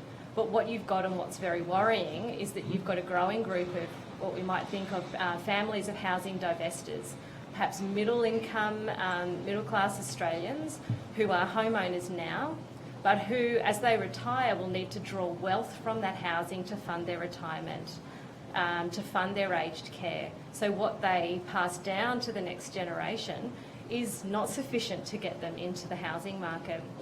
We've got stimulatory pressures in the housing system federally, things like capital gains tax discounts, negative gearing, that support housing accumulators. It's tax support for them to get into that, into home ownership and to benefit from that. The housing divestors are the ones that we need to worry about. So if we sort out the gendered issues, we might not be talking about women being the fastest growing group of homeless people, but we are certainly talking about this group being a canary in the coal mine for a much wider, much bigger group of people who are struggling and at the risk of homelessness in retirement in the future. Thank you. Thank you for that. Mr. Primrose? Thank you. I'll just organise my technology here. Look, my only question to you would be, in relation to Western Sydney, are there any unique aspects of the cohort that relate to Western Sydney that you'd like to comment on? And I think just picking up on the comments from the previous panel, Western Sydney has more of a problem with hidden homelessness, perhaps, than the sorts of homelessness we see in central Sydney. In the 2016 census, Cumberland local government area, which is just 5-10 minutes drive from here, had the second highest rate of homelessness in New South Wales. I think it was something like the fourth highest rate in Australia, and that was mostly people living in severely overcrowded dwellings. So that is certainly unique. Whereas if you go to somewhere like the City of Sydney, that's characterised by people, more rough sleepers. It's more a visible form of homelessness. The second thing I would say is that I think that we're only starting to see the tip of the iceberg of these sorts of issues in Western Sydney, and that is because historically housing in Western Sydney has been more affordable. We've seen, particularly during the pandemic, that the housing costs have accelerated, and people have been increasingly attracted to the sorts of housing and the space that's available in the outer parts of the Sydney, in Western Sydney, in the Blue Mountains, where I'm from. Housing prices have increased quite a lot. And so I think what we're going to see is growing rates of people declaring homelessness or perhaps simply living in overcrowded dwellings. And I can see this just purely anecdotal level. I went on Gumtree to look to look at buy and sell some things that I needed to get rid of. And one of the advertisements that I saw was for a single mother and her young child. I think they were 10 or 12 years old, and they were looking for a house. The price of the house they were looking for indicated to me that they were seeking housing probably on a job seeker allowance and as part of a Safe Smart style program. Now, it's a younger person, but I think we're going to see more of that amongst the older cohort as well. Thank you very much. Ms. Jackson. In a way, sort of following on from the questions of my colleague, Mr. Mallard, I mean, putting aside the issue of the gap between men and women when it comes to retirement income and just, acknowledging that for a lot of older people, retirement income is inadequate and that the age pension is a very low rate. Obviously, one solution that someone might raise is, people can just continue in the private rental market. I think it'd be useful, perhaps if you could talk a little bit more about how that is simply not a solution for people, both in terms of the unaffordability of the private rental market, but also some of those other elements you mentioned around discrimination, around how it's simply not viable to say to older people, particularly those on fixed incomes like the pension, can't you just find a small place to rent? Perhaps just talk a little bit about why that isn't a meaningful pathway to secure housing. So I think you've sort of hit the nail on the head with a few issues there. The allowances and pensions that are available to this group have not increased at the same rate that housing prices have increased. But discrimination is also a significant factor. So there is research in Australia that shows that certain groups of households, including those who receive income support payments, are not prioritised, they are not preferred as renters, and in an increasingly competitive private rental sector like we have in New South Wales, and again particularly in Sydney, you don't need to say to someone, don't like the fact that you have the age pension or the disability support pension. You simply prioritise one of the 20 other people that has applied, that has an income that you prefer. And women describe to me quite subtle ways that, subtle or not subtle, that this discrimination played out. I recall one woman saying that she would turn up to rental properties and the real estate agent would say, "Oh, you've got a walking stick, that's no good. Did you break your leg?" And she would have to say, no, I didn't just break my leg. And it would open a conversation about the fact that she actually had a disability. Oh, and is that the income that you're living on? Oh. And so these sorts of, they might not be overtly stated, but they are kind of sussed out, I would say, by these real estate agents. And, it's a simple process. Discrimination is a very simple process in the rental system that we have, because when you've got many applicants, all you need to do is put someone at the bottom of the list and recommend someone else. And so that's very much what women would report happening. And women had strategies around it. I spoke to one woman who spoke about how she would dress in business attire. She would put a suit on to go to real estate agents to try and really make sure that she was presenting herself in the best possible way, and that often they would treat her differently when she did that, first of all, but that it also led to them finding a whole range of properties that they thought that she could potentially rent until they found out what her income was, age pension, job seeker, and all of a sudden those properties were off the table. The other thing is that there's a catch-22. So you've heard a little bit from the panellists before about the seeker diaries that people are asked to fill in. And I just want to talk about those a little bit because women find them incredibly demeaning. These are not people that want to be homeless. No one wants to be homeless, really, when it comes to it. People are put in this position, they're forced in this position. And requiring someone to prove that they are trying to look after themselves and trying to find housing by filling in a diary, by having to get a target number of houses, by trekking across the city, perhaps by public transport, to see real estate agents who may be there. Sometimes you get to a property and, oh, sorry, the property's been let. No, we're not opening it up today, it's already gone. No, we didn't tell you about it, even though we knew that, that you'd registered and we're going to come and see the property. These things are time consuming, they're demeaning, they are stressful. And as I said, there's a catch-22. So this social worker that we spoke to said that there's also a risk involved. So often there are not properties that people in this income group can afford to rent. We see this in the Anglicare rental affordability snapshot. There's simply no properties affordable to people on Job Seeker. But if they go and see properties that are above their range and they apply for them and they are somehow successful, but don't take that property because they know they cannot afford it and will not be able to meet that obligation, they're then seen as having rejected a property that they could have moved into, and that's seen as a slight against them when they're applying. So, you know, it's a system that that catches people up when they're trying to do the right thing. One of the other things that I wanted to touch on was that, you referenced it in your opening statement, but, you know, it's sort of the untapped potential of this cohort.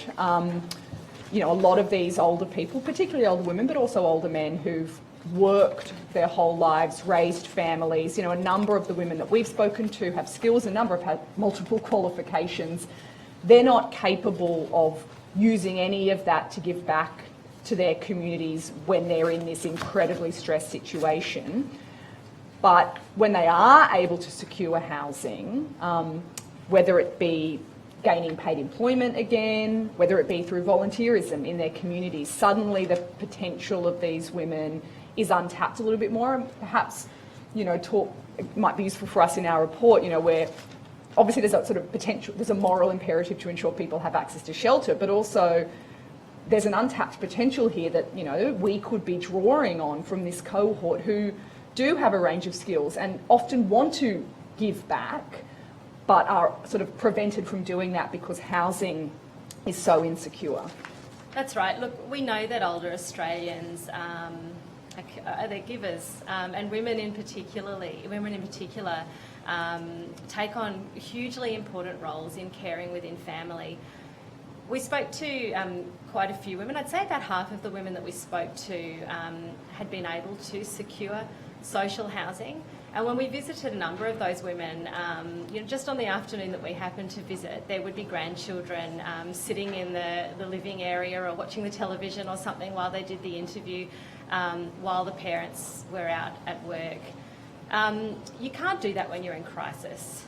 You can't do that when you don't know where you're going to be living in 6 months. I remember talking to someone who'd moved every 6 to 12 months for the last, 5 or so years. I mean, there's a huge cost with that, but there's also a huge uncertainty. People might have to move from one side of the city to another. The cost of housing means that it's very difficult to kind of guarantee that you can just move down the street.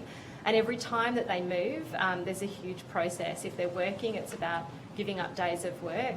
But if they're not working, if they're retired or a disability that means that they're unable to work at this point in time, they're spending days packing up their house, getting rid of things, relocating into the new place and setting up home.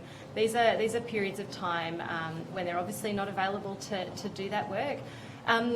yeah, as I said, look, you can't provide, you can't be a community builder, you can't be a stable person for other people when you don't know where you're going to be living. And so secure social housing we saw was really the answer to that, and I would say it was that group of women who were sort of stepping back into those responsibilities that they felt. A lot of women spoke to us about them. We spoke to women who showed us certificates that recognised their contribution to their local area. You know, and they were incredibly proud of that. You know, I think that's. I'm happy to keep going, but I mean, one of the things that is important, though, in securing that, in a way, that's what we want. You know, we want these older people to be able to have a framework in which they are able to, live their best lives and to, continue to contribute to the communities around them. One of the things that has seen to be really important is the importance of continued wraparound services. So even in the social housing facility that we visited this morning, which was, an excellent and dedicated facility for older women, there was still a number of issues, that you might anticipate in those kind of environments, between residents with their health issues, all of that sort of stuff. So just, perhaps reflecting on, unfortunately, in a way, it's not just as simple as here's a house, off you go. The importance of that ongoing support and those ongoing services to, ensuring that's a success. Yeah, look, absolutely. But I'd also say that it is very difficult to access those services in the absence of secure housing. And so I think that's a really important, first point is that there are long waiting lists for aged care at home, and if you're in the private rental sector and you're potentially moving house every 6 to 12 months and moving areas, actually getting on the waiting list and getting access to that sort of care, that's a huge barrier in and of itself. There's different models in terms of wraparound services within secure social housing. There's potentially different models through which that can be done. There's opportunities potentially to group people within a single building or, across a suburb and have staff that service that particular group of people. So there's different ways that organisations can try and do that. I don't think it's something that I can particularly speak to in more depth, though. I'll follow that one up. And I'd just say though, we were talking before about the importance of, these women within the community supporting other people. And we've spoken about wraparound services, but I think that the housing question actually goes to a more fundamental level than that. A lot of the people that we spoke to in the private rental sector couldn't afford food. They couldn't afford electricity. They're living in cold, drafty housing. What do? They go to bed at 4 o'clock in the afternoon to sit under the duvet to stay cooked, to stay warm. So we're talking about really fundamental, basic needs. And when we talk about housing as a human right, I think that the access to these sorts of fundamental care needs are the sorts of things that we're talking about as well. About 15 minutes left. I know Mr. Rath's got a question. I've actually got a couple. I might go to you first, if that's all right, and then we'll come back if we've got time. Sure. And Reverend Niles got one as well, but I'll go to Mr. Rath first, please.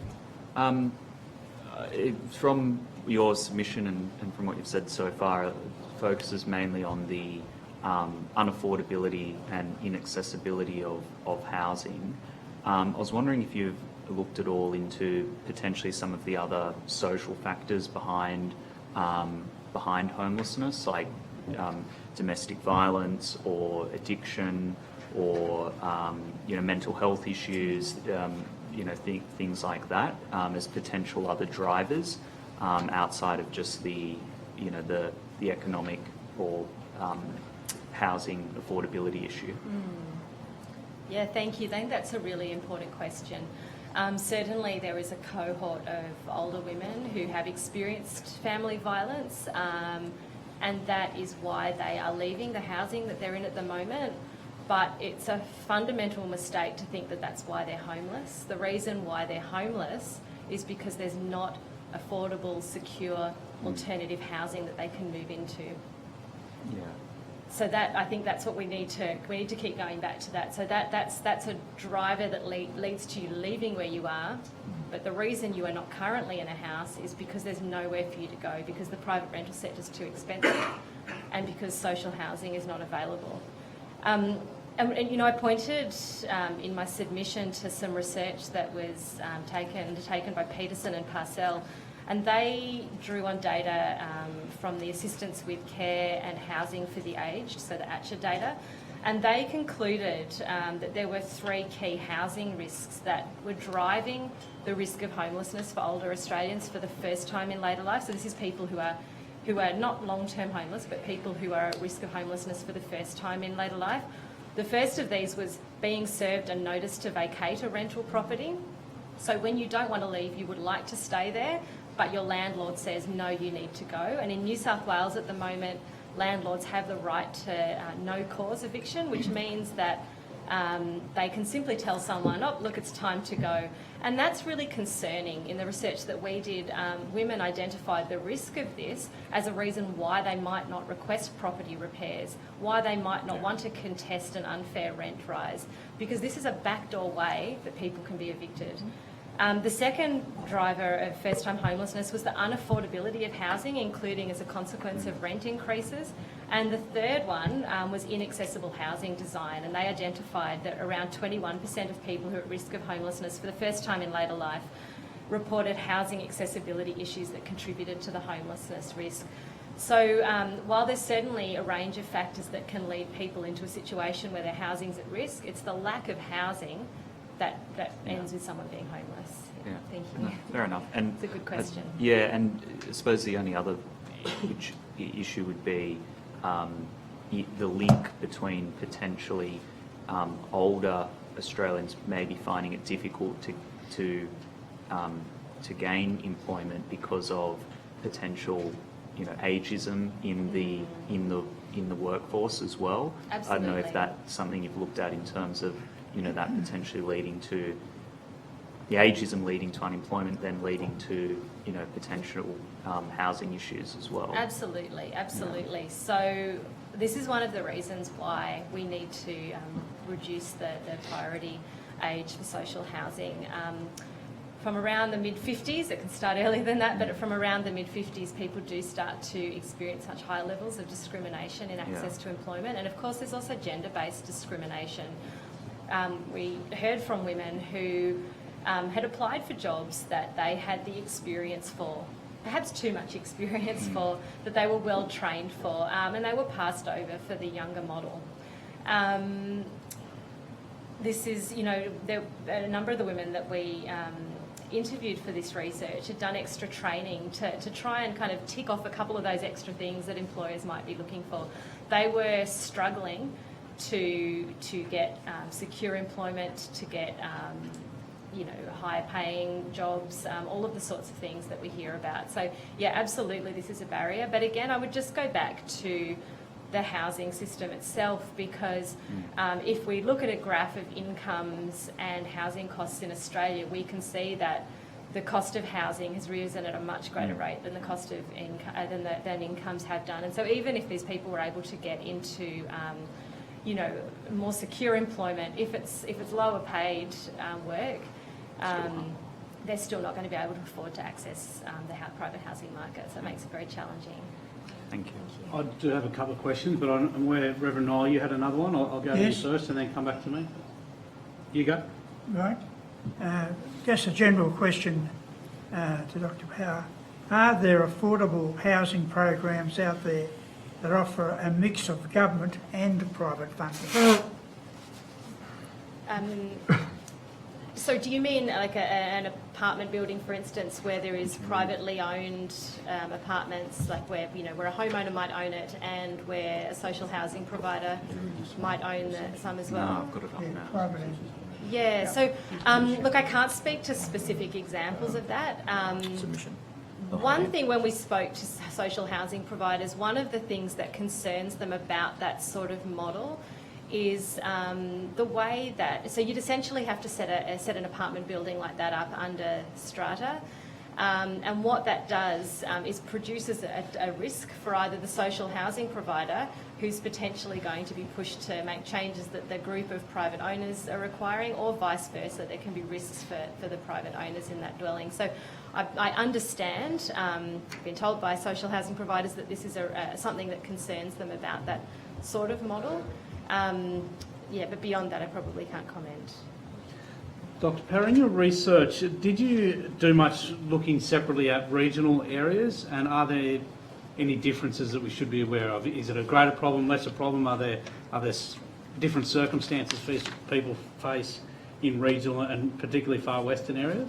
Look, I have a PhD student, Therese Hall, who's embarking on some work. Her master's research was based in the Northern Rivers region of New South Wales, and she's in the next few months intending to go back to that region to talk to women in this demographic about their housing experiences. So I can say I can't comment on that specifically right now, other than to say that what we're seeing is that issue has been massively elevated in the context of the floods. So if you think about a group of people who were already at the margins, who were already deprioritised by real estate agents, who were already at the bottom of the list, as housing has diminished, that is more so. The women that Therese spoke to in her masters were often living in vans and cars and things like that. I expect that when she goes back, she will see more of that. We can't report on that yet. The other question I was going to ask is obviously a lot of stereotypes and assumed things about homelessness. What's something about homelessness and that homelessness experience that we don't know, that we need to know? Look, I think there's a myth that it's a choice, or that people are just not trying hard enough. I would say to you that the women that we met with, they are struggling. They are at the end of knowing how they are going to cope. You know, some women who were the most precarious spoke to us off the record. They didn't want to have their stories recorded because they simply didn't know where they were going to be living in the next week or two, you know. I think one aspect of the experience that perhaps people are unaware of are the costs involved in maintaining yourself while you are homeless. There's lots of hidden costs. So first of all, when people are kind of at the edge of homelessness in the private rental sector, moving quite frequently, there's large costs actually involved in simply moving house. And this depletes people's resources, their financial resources, as they're paying bond in advance, a couple of weeks' rent in advance, as they're paying for removalists. And these are things that they need to do more as they get older because they're less able to move themselves. They're also frequently paying for storage facilities.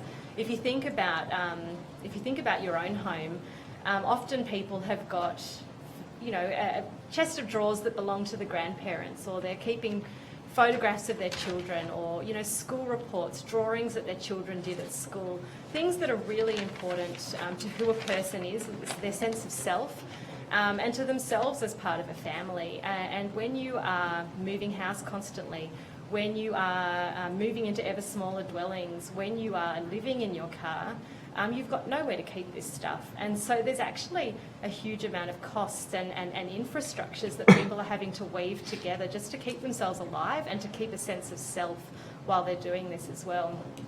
There's also, you know, we think about the homelessness service sector, but the infrastructures that sustain this group are actually much broader than this. People will, they'll use the local library to keep a routine, to have somewhere to charge their phone, to have somewhere to access information about social housing and apply for social housing.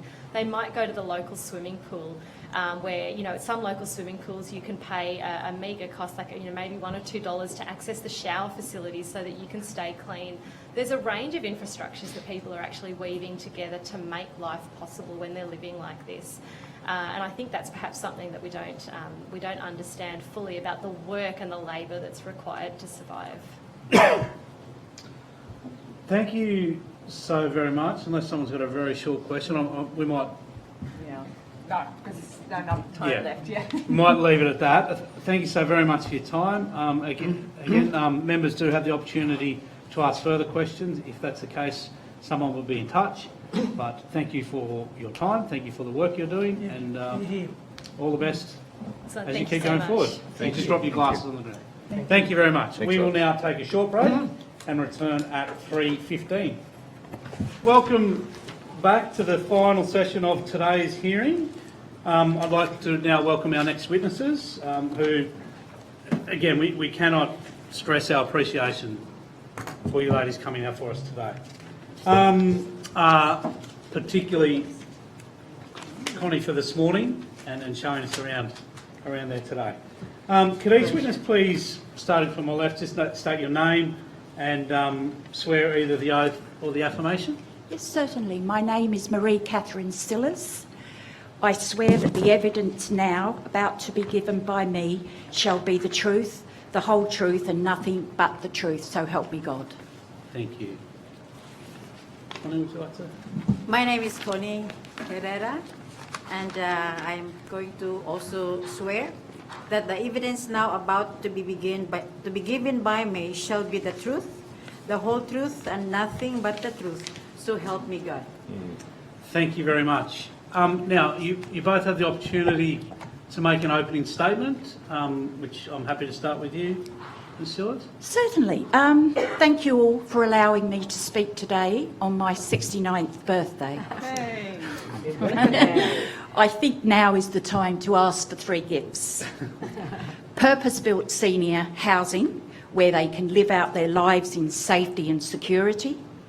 A senior service like Housing for the Aged Victoria have, Home at Last, which works incredibly well, assisting vulnerable seniors and saving them from couch surfing, living in cars and living on the streets.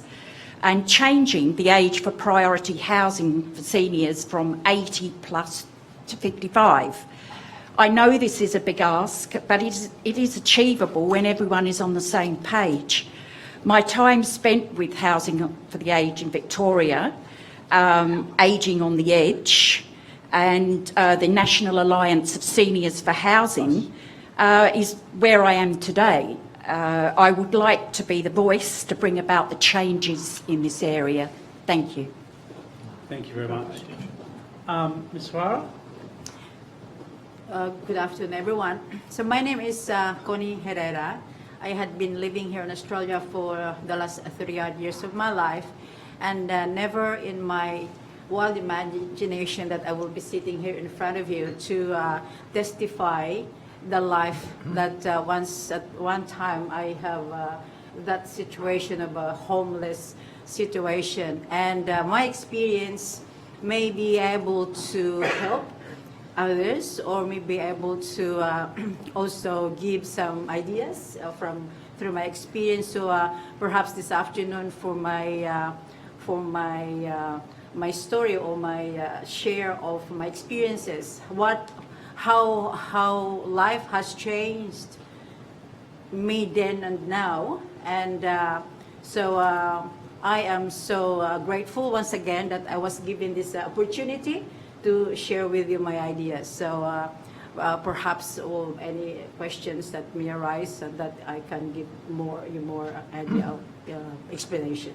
Thank you. Thank you. I actually might open up with this one, and it's possibly an awkward question, but we've heard from a few different people as we try and break down some of the stereotypes that this could happen to anyone. And I just wonder, if you look back at yourself 40 or however many years ago, how far from your thoughts was the fact that one day you could be experiencing issues around homelessness?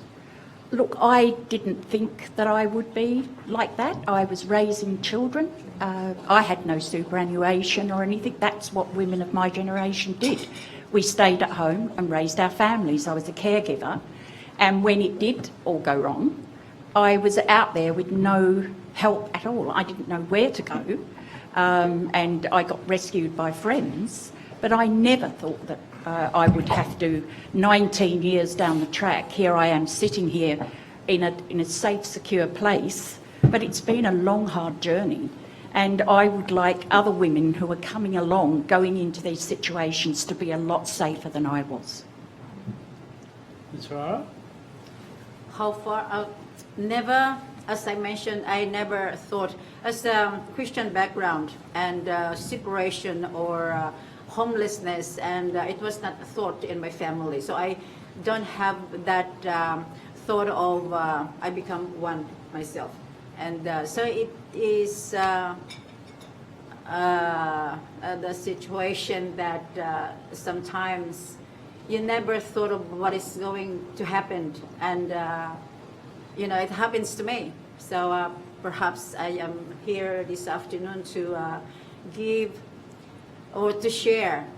It may help others, or you know, because I know that I am not the only one with this kind of situation in her life. But no, nothing. I didn't plan, or I didn't, you know, thought that I may be, that I am one. Reverend Noel, you've got a question there ready to go. This question is directed to Maria Siles. You mentioned in your submission number 24 that the government sold off Ivanhoe Estate, which had an over 55 section.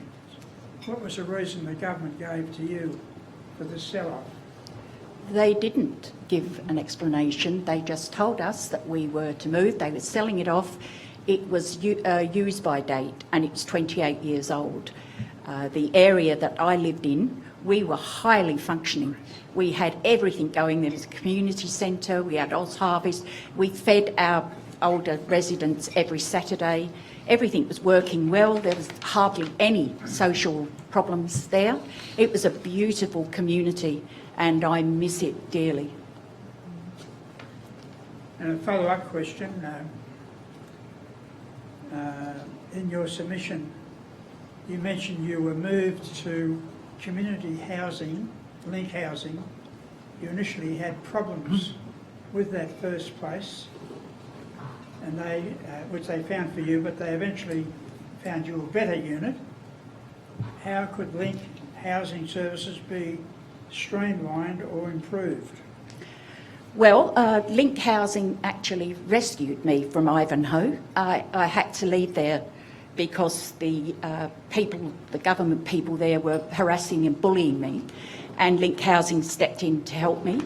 They put me in a unit that was fine at first, but it had 26 stairs up and down, and I have inflammatory arthritis, so eventually, 3 years later, I couldn't get in or out of the unit, and so they had a place available, and they were very kind, and they moved me there. They paid for me to move.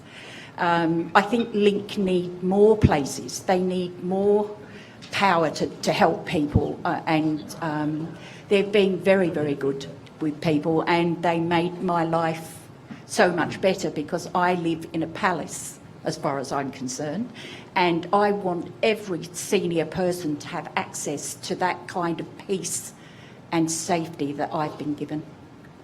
And just a follow-up question.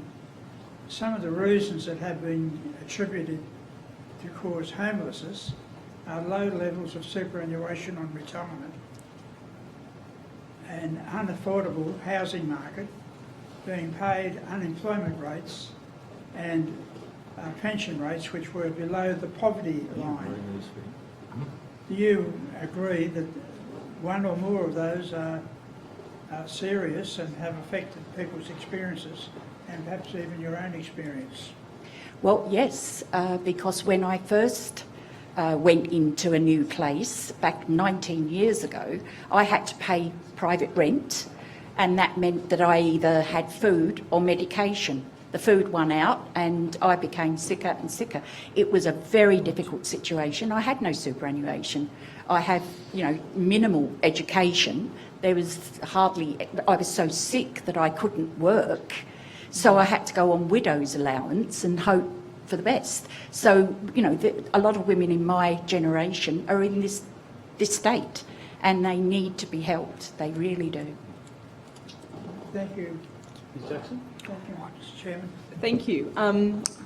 Thank you so much to both of you for coming along. It's fantastic to hear your stories, and they really are incredibly important. I wanted to ask both of you, thinking back at that period where you first were struggling in the private housing market, realising that for a range of reasons that was not going to work for you going forward. How hard was it to find services and support? Where did you go? What worked, what didn't work? Obviously, one of the things that's come up, and Ms. Silla's mentioned it in her opening statement, is the idea of creating a kind of central one-stop shop. Obviously, that doesn't exist now. So it'd just be useful to hear a little bit about your experiences of trying to navigate the system as it currently exists, and, you know, in a way why that was difficult and should be reformed. Ms. Harara, perhaps you could go first, and then. My experience because we live in a house, when an experience for me, when I lost the house, separate from the husband. So that is where I didn't really experience that because I have my children, so I stayed with my kids. So I think it's more emotional that hits me when that separation occurs in my life. That it's like as if I just don't know where to go, and I know nothing about the housing and and even the Centrelink. I don't know that. So. When you are on a nice, as I said previously, that I didn't realize that this will happen to me. And then that moment that I lost it, it's like, what will I do now? And but because of perhaps emotionally, got into depression and so I stayed with my son, but because they have their own family, it's like, I know I have a place for me to sleep and but the comfort is not there. It's like I don't feel like I don't feel like I am I don't know the feeling because of that depression and comes in my lap. I just don't know where to go. Somehow someone has recommended me to go for the housing commission to apply. And I have done that, and then for that I have waited 8 years for me to... And you lived with your son for that 8 years? I didn't live for my son for that 8 years, but I lived because I was looking for me to go, where to go, that to be out of, because I don't want to be... I love my children, but sometimes it's hard to live And so I went back to the Philippines even for 1 year, just for me to find where I am, because that's the moment that I got lost and somehow don't know where to go. But so my daughter just said to me that, Mom, come back, and I said, but I don't know where to go when I come back to Australia.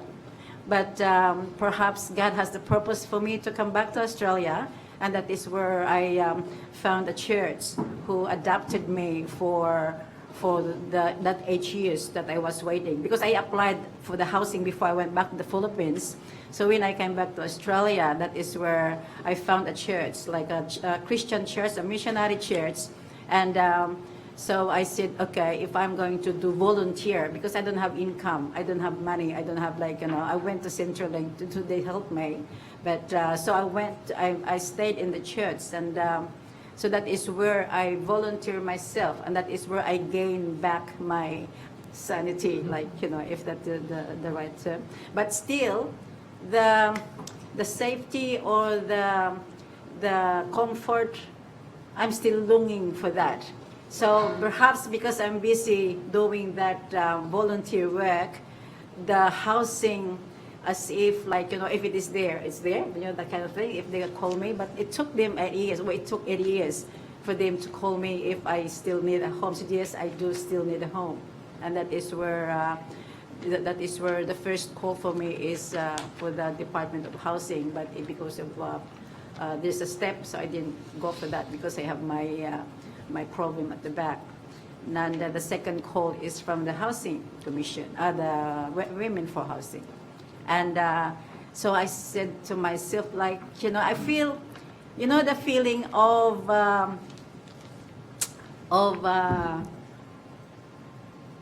when someone, sorry, I'm got emotional. When someone is calling you, that when you hear for the last 8 years of you waiting for, like, you know, that you have not heard that call, and when you hear that call, that would you, Mrs. Herrera, would you like to come and look at, like, you know, the place? It's like, you know, the feeling that, oh, yes.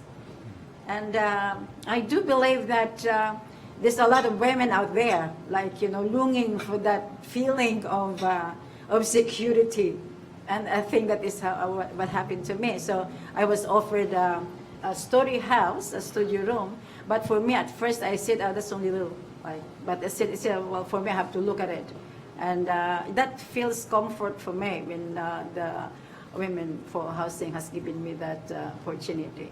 So, but the process is like, you know, I'm so glad that I've been to this church, because without it, if it is not there, somehow because of that depression and, like, you know, I don't know where am I, like, you know. But so this is where I'm glad that that you are there to get all this, you know, sorting out, helping people who are in that kind of situation. And I am glad that I am rescued. So I can see, like, you have rescued me in that, like, kind of situation. So. Ms. Sillars, did you just want to Look, briefly talk about that sort of Yeah. difficulty navigating those It was support difficult, pathways? and I found myself moving to Woy Woy to find somewhere that I could afford, which was way away from my grandchildren, and my grandchildren are my world. They're everything to me. And so I was isolated. I was on the Housing Commission list. There was nothing happening, and then one day I just decided I'd had enough, and I tried to take my own life, and I was taken to Gosford Hospital, and then they called in some mental health people to contact the Housing Commission. And within about 6 weeks, they'd found me a place at Ivanhoe, which was it was the best thing that's ever happened to me. And I was near my family.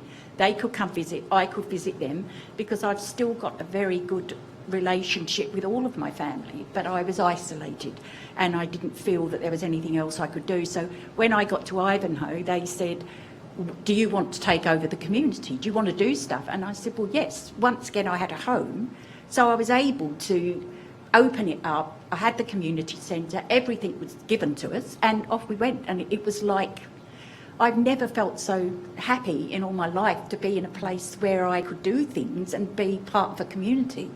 And of course, when that went, and I went to Link Housing, but I've still been doing stuff in the community. My tenant group from Ivanhoe actually won the Volunteer of the Year award with Ryde Council. So I've been doing a lot of things with that. And if you give someone a home and some dignity, then they can get out and do things in the community. And Correct. To be honest, I don't stop. I'm doing things 24/7, and I've got my local community tenants that I look after and make sure that they've got everything they need. During the period of lockdown, I was out delivering toilet paper to all of the people because that's what I need to be able to feel happy and healthy and have dignity. So I'd like for there to be a service where we could get together and get these women into places where that we can get out and be human beings again. That's what we need.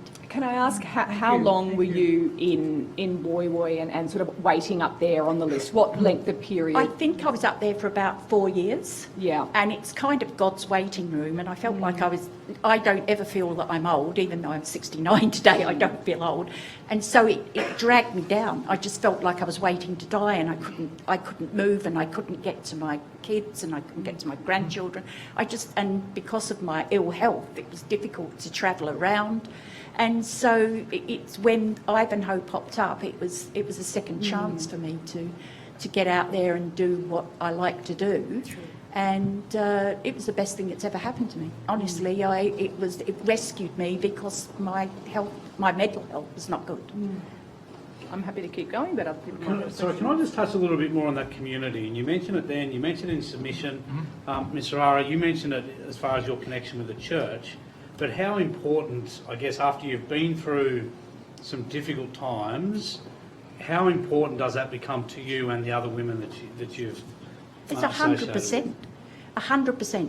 We used to get 150 kilos of food from Oz Harvest on a Saturday. Then we'd go around and deliver that food to everyone on Ivanhoe, and all of the seniors there had groceries for a week. And that was my purpose, because I like to feel that I'm useful.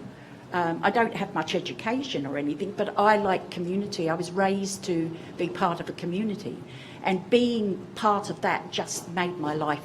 I just felt so much better, and it was everything. It means everything. The dignity, you get your dignity back, and then you want to go out and make sure other people feel the same. True. Thank you. True.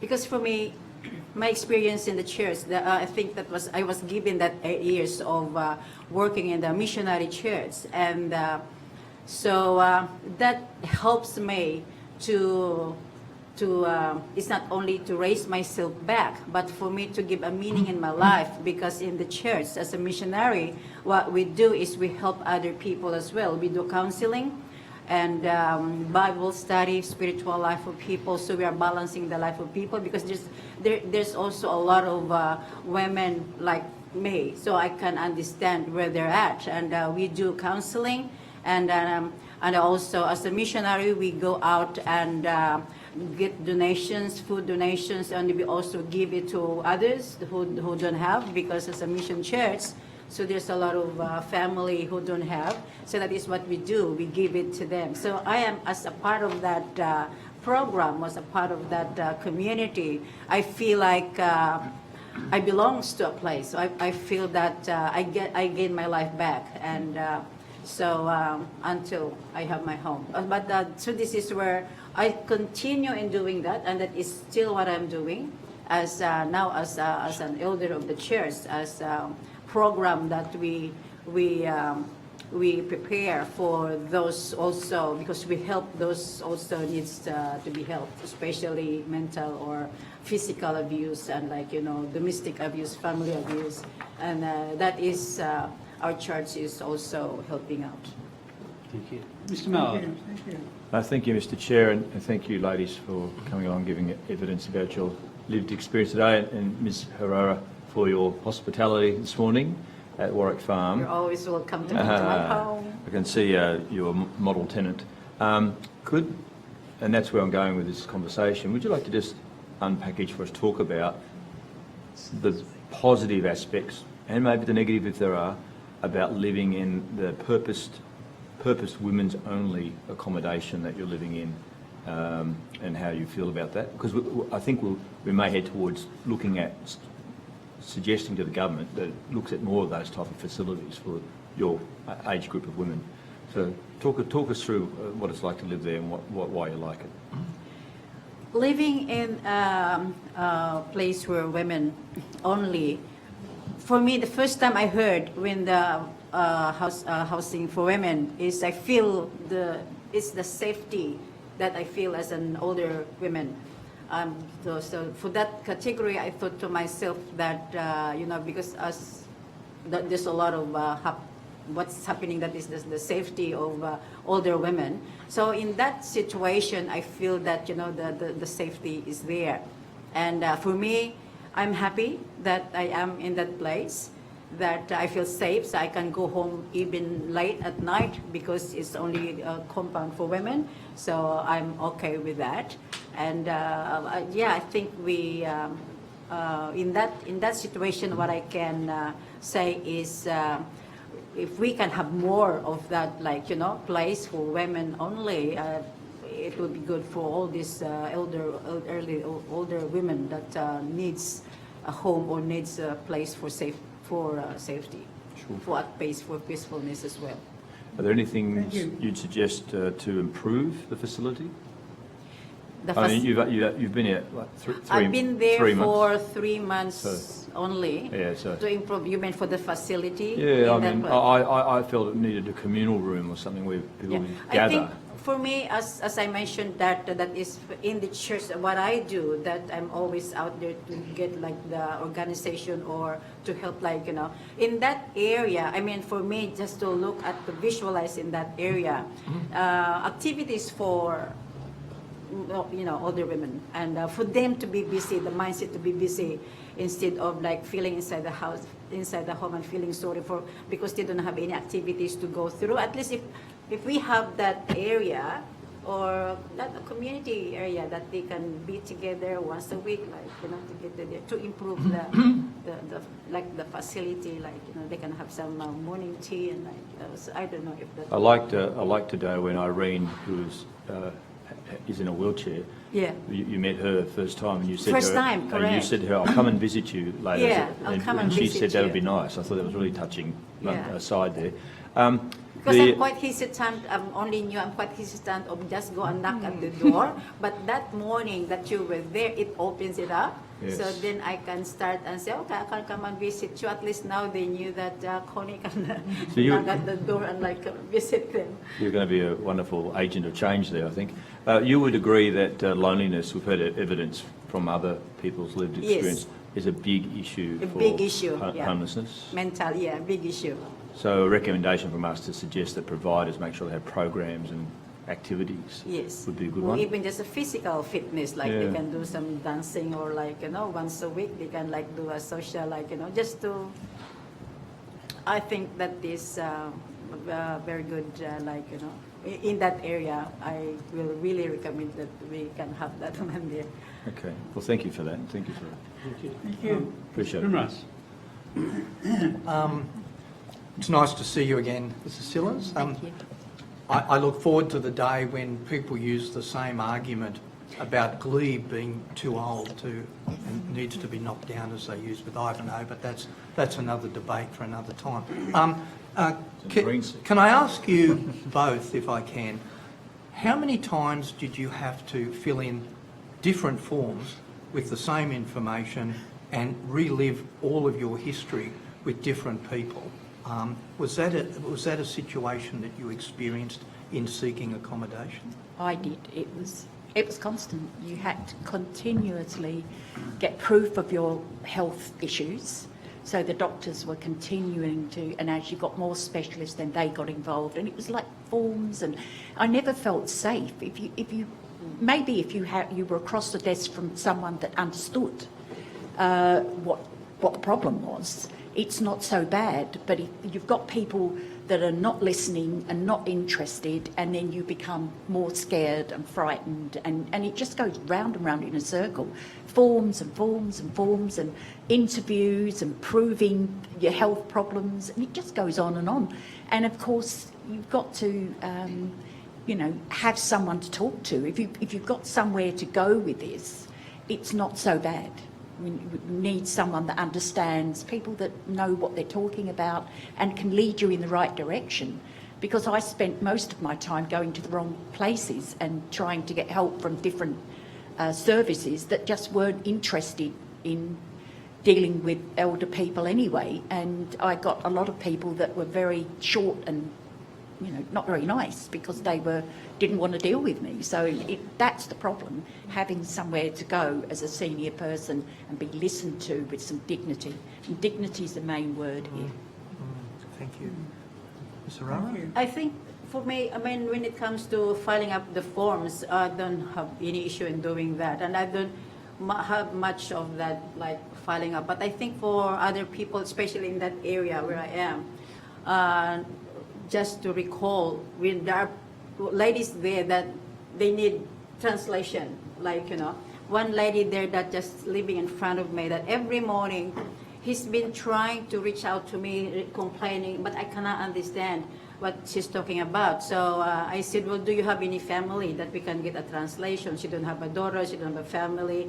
And I said that, so perhaps we need to call up the housing just for the translation. And so just imagine that if they're gonna fill up the form, where they're gonna go, and so they cannot really speak the language, although there's some department that they have some translation. But in that area, because today one lady just walked home because she said that she cannot really understand, speak the language. So that is, I think, one also of the situation that we need, to be looked at, when translations or pay attention to this older lady that really do have some forms to fill up, that somebody is there to help them out. Thank you. Ms Jackson, do you want to? Yeah, I wanted to ask about the priority access waiting list. Ms Sillars, perhaps this might be to you, although obviously Ms Herrera's, you're welcome to contribute as well. You mentioned in your submission, in your opening statement, about the fact that there wasn't priority access for age until someone was 80. The department's response to that is, well, you know, we take into consideration a range of other factors around the individual. And I suppose I wanted to ask your reflections on that, but also drawing on your own experience of, in a way, sort of being pushed to the edge of attempting suicide before, you know, you're sort of able to draw attention to the fact that you've got an urgent housing need. So, you know, I suppose I just wanted to get your reflections on the department's view that, oh, you know, no, we're very responsive to other individual circumstances. Well, you know, they're doing what they can. But at the stage that I was waiting on the list, I was considered a young senior. So I was on the edge of, you know, I didn't kind of belong anywhere. So, and to have to wait till you're 80 is ridiculous. I mean, I've been doing things with Housing for the Aged in Victoria, and they've organised for the National Alliance of Seniors for Housing, and this is what we're working on. I cannot understand, the other states are doing this. Why do you have to be 80 plus? You know, most of us are dead by then. It just seems like a high age, and I think it needs to be readjusted, because to my mind, if it was brought down to say 60, I think would be a good thing, because it just needs, we need to have changes. It's not working. This is not working at all, and it hasn't been working for the 19 years I've been going through this. It's time for changes. Things have to change to help people not to be in the situation I was. I think we've heard some evidence before about it being 50, there being a special category over 55 in Victoria. Perhaps we actually haven't heard about the other states. I don't want to sort of put you on the spot, but considering you may have some knowledge from your work with the National Alliance, are you able to give us any evidence about what other states are doing? Look, not right now, I can't, because my brain's all over the place, but I think New South Wales is the only one that goes to 80 plus, and it's seeing all this stuff with the National Alliance on their Facebook page, people come in there, tell their stories, and they're showing me things. It's awful. You know, you've got people out there, you know, that are living in cars and, you know, couch surfing, and it's just undignified, and it's bad for people to be living like that. You know, I'm now in a place, and you know what, I'm determined to live to 100, because I've got a purpose, I've got a home, I feel happy, and it's what everybody really should have. We seniors, especially senior women, we've been invisible for far too long, and it's time to get out there and be heard. Just drawing on that in a way, you know, again, we talked to the department yesterday about the fact that, you know, we know that senior women in particular are not putting their hand up and asking for help. There are a range of reasons why, you know, women like you who've lived these, you know, sort of independent lives, and then, you know, whether we look at the link to home data, where, you know, there's a very few number of older women who call that service, we sort of put this to the department, and they sort of said, oh, well, you know, if people don't ask for help, we can't give it. What are some, you know, reflections that you might have on how we can better engage this group who, again, you would have heard the evidence early, really get to that absolute crisis point, as you say, in hospital, having attempted suicide before the intervention is there? What are some reflections on how we might do better at an earlier point? I think if there is a service that caters to seniors, if they can see that that's there, they will step forward. Because generally they come to me. I'm getting calls, and, you know, I'm trying my very best. I've had one dealing with Link to Home with a friend of mine who was homeless, and she had an autistic son and ended up in a hotel miles away with this poor autistic child, and it just went wrong. It didn't, and it's no one's fault, but if there is a service just for seniors to give us some guidance and help, I think it would be outstanding. It just isn't working like this, and people will come forward if they feel safe, if they feel that they can come forward and speak to people and get some help. But at the moment, they can't. They don't feel safe with what's out there just now. Would you agree with that, Ms. Harara? Do you agree. Yeah. Can I ask a question about early intervention, and probably risky without knowing much about your personal details, but can you look back at your journey and think of some times that maybe some intervention might have prevented you from going down the homelessness track?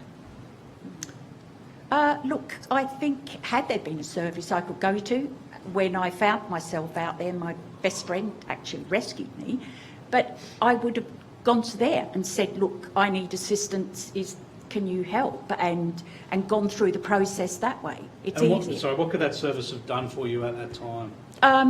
Help me with forms and show me which way to go, which list to go to, and actually, you know, help me go down the right path instead of dealing with things myself and not knowing where to go.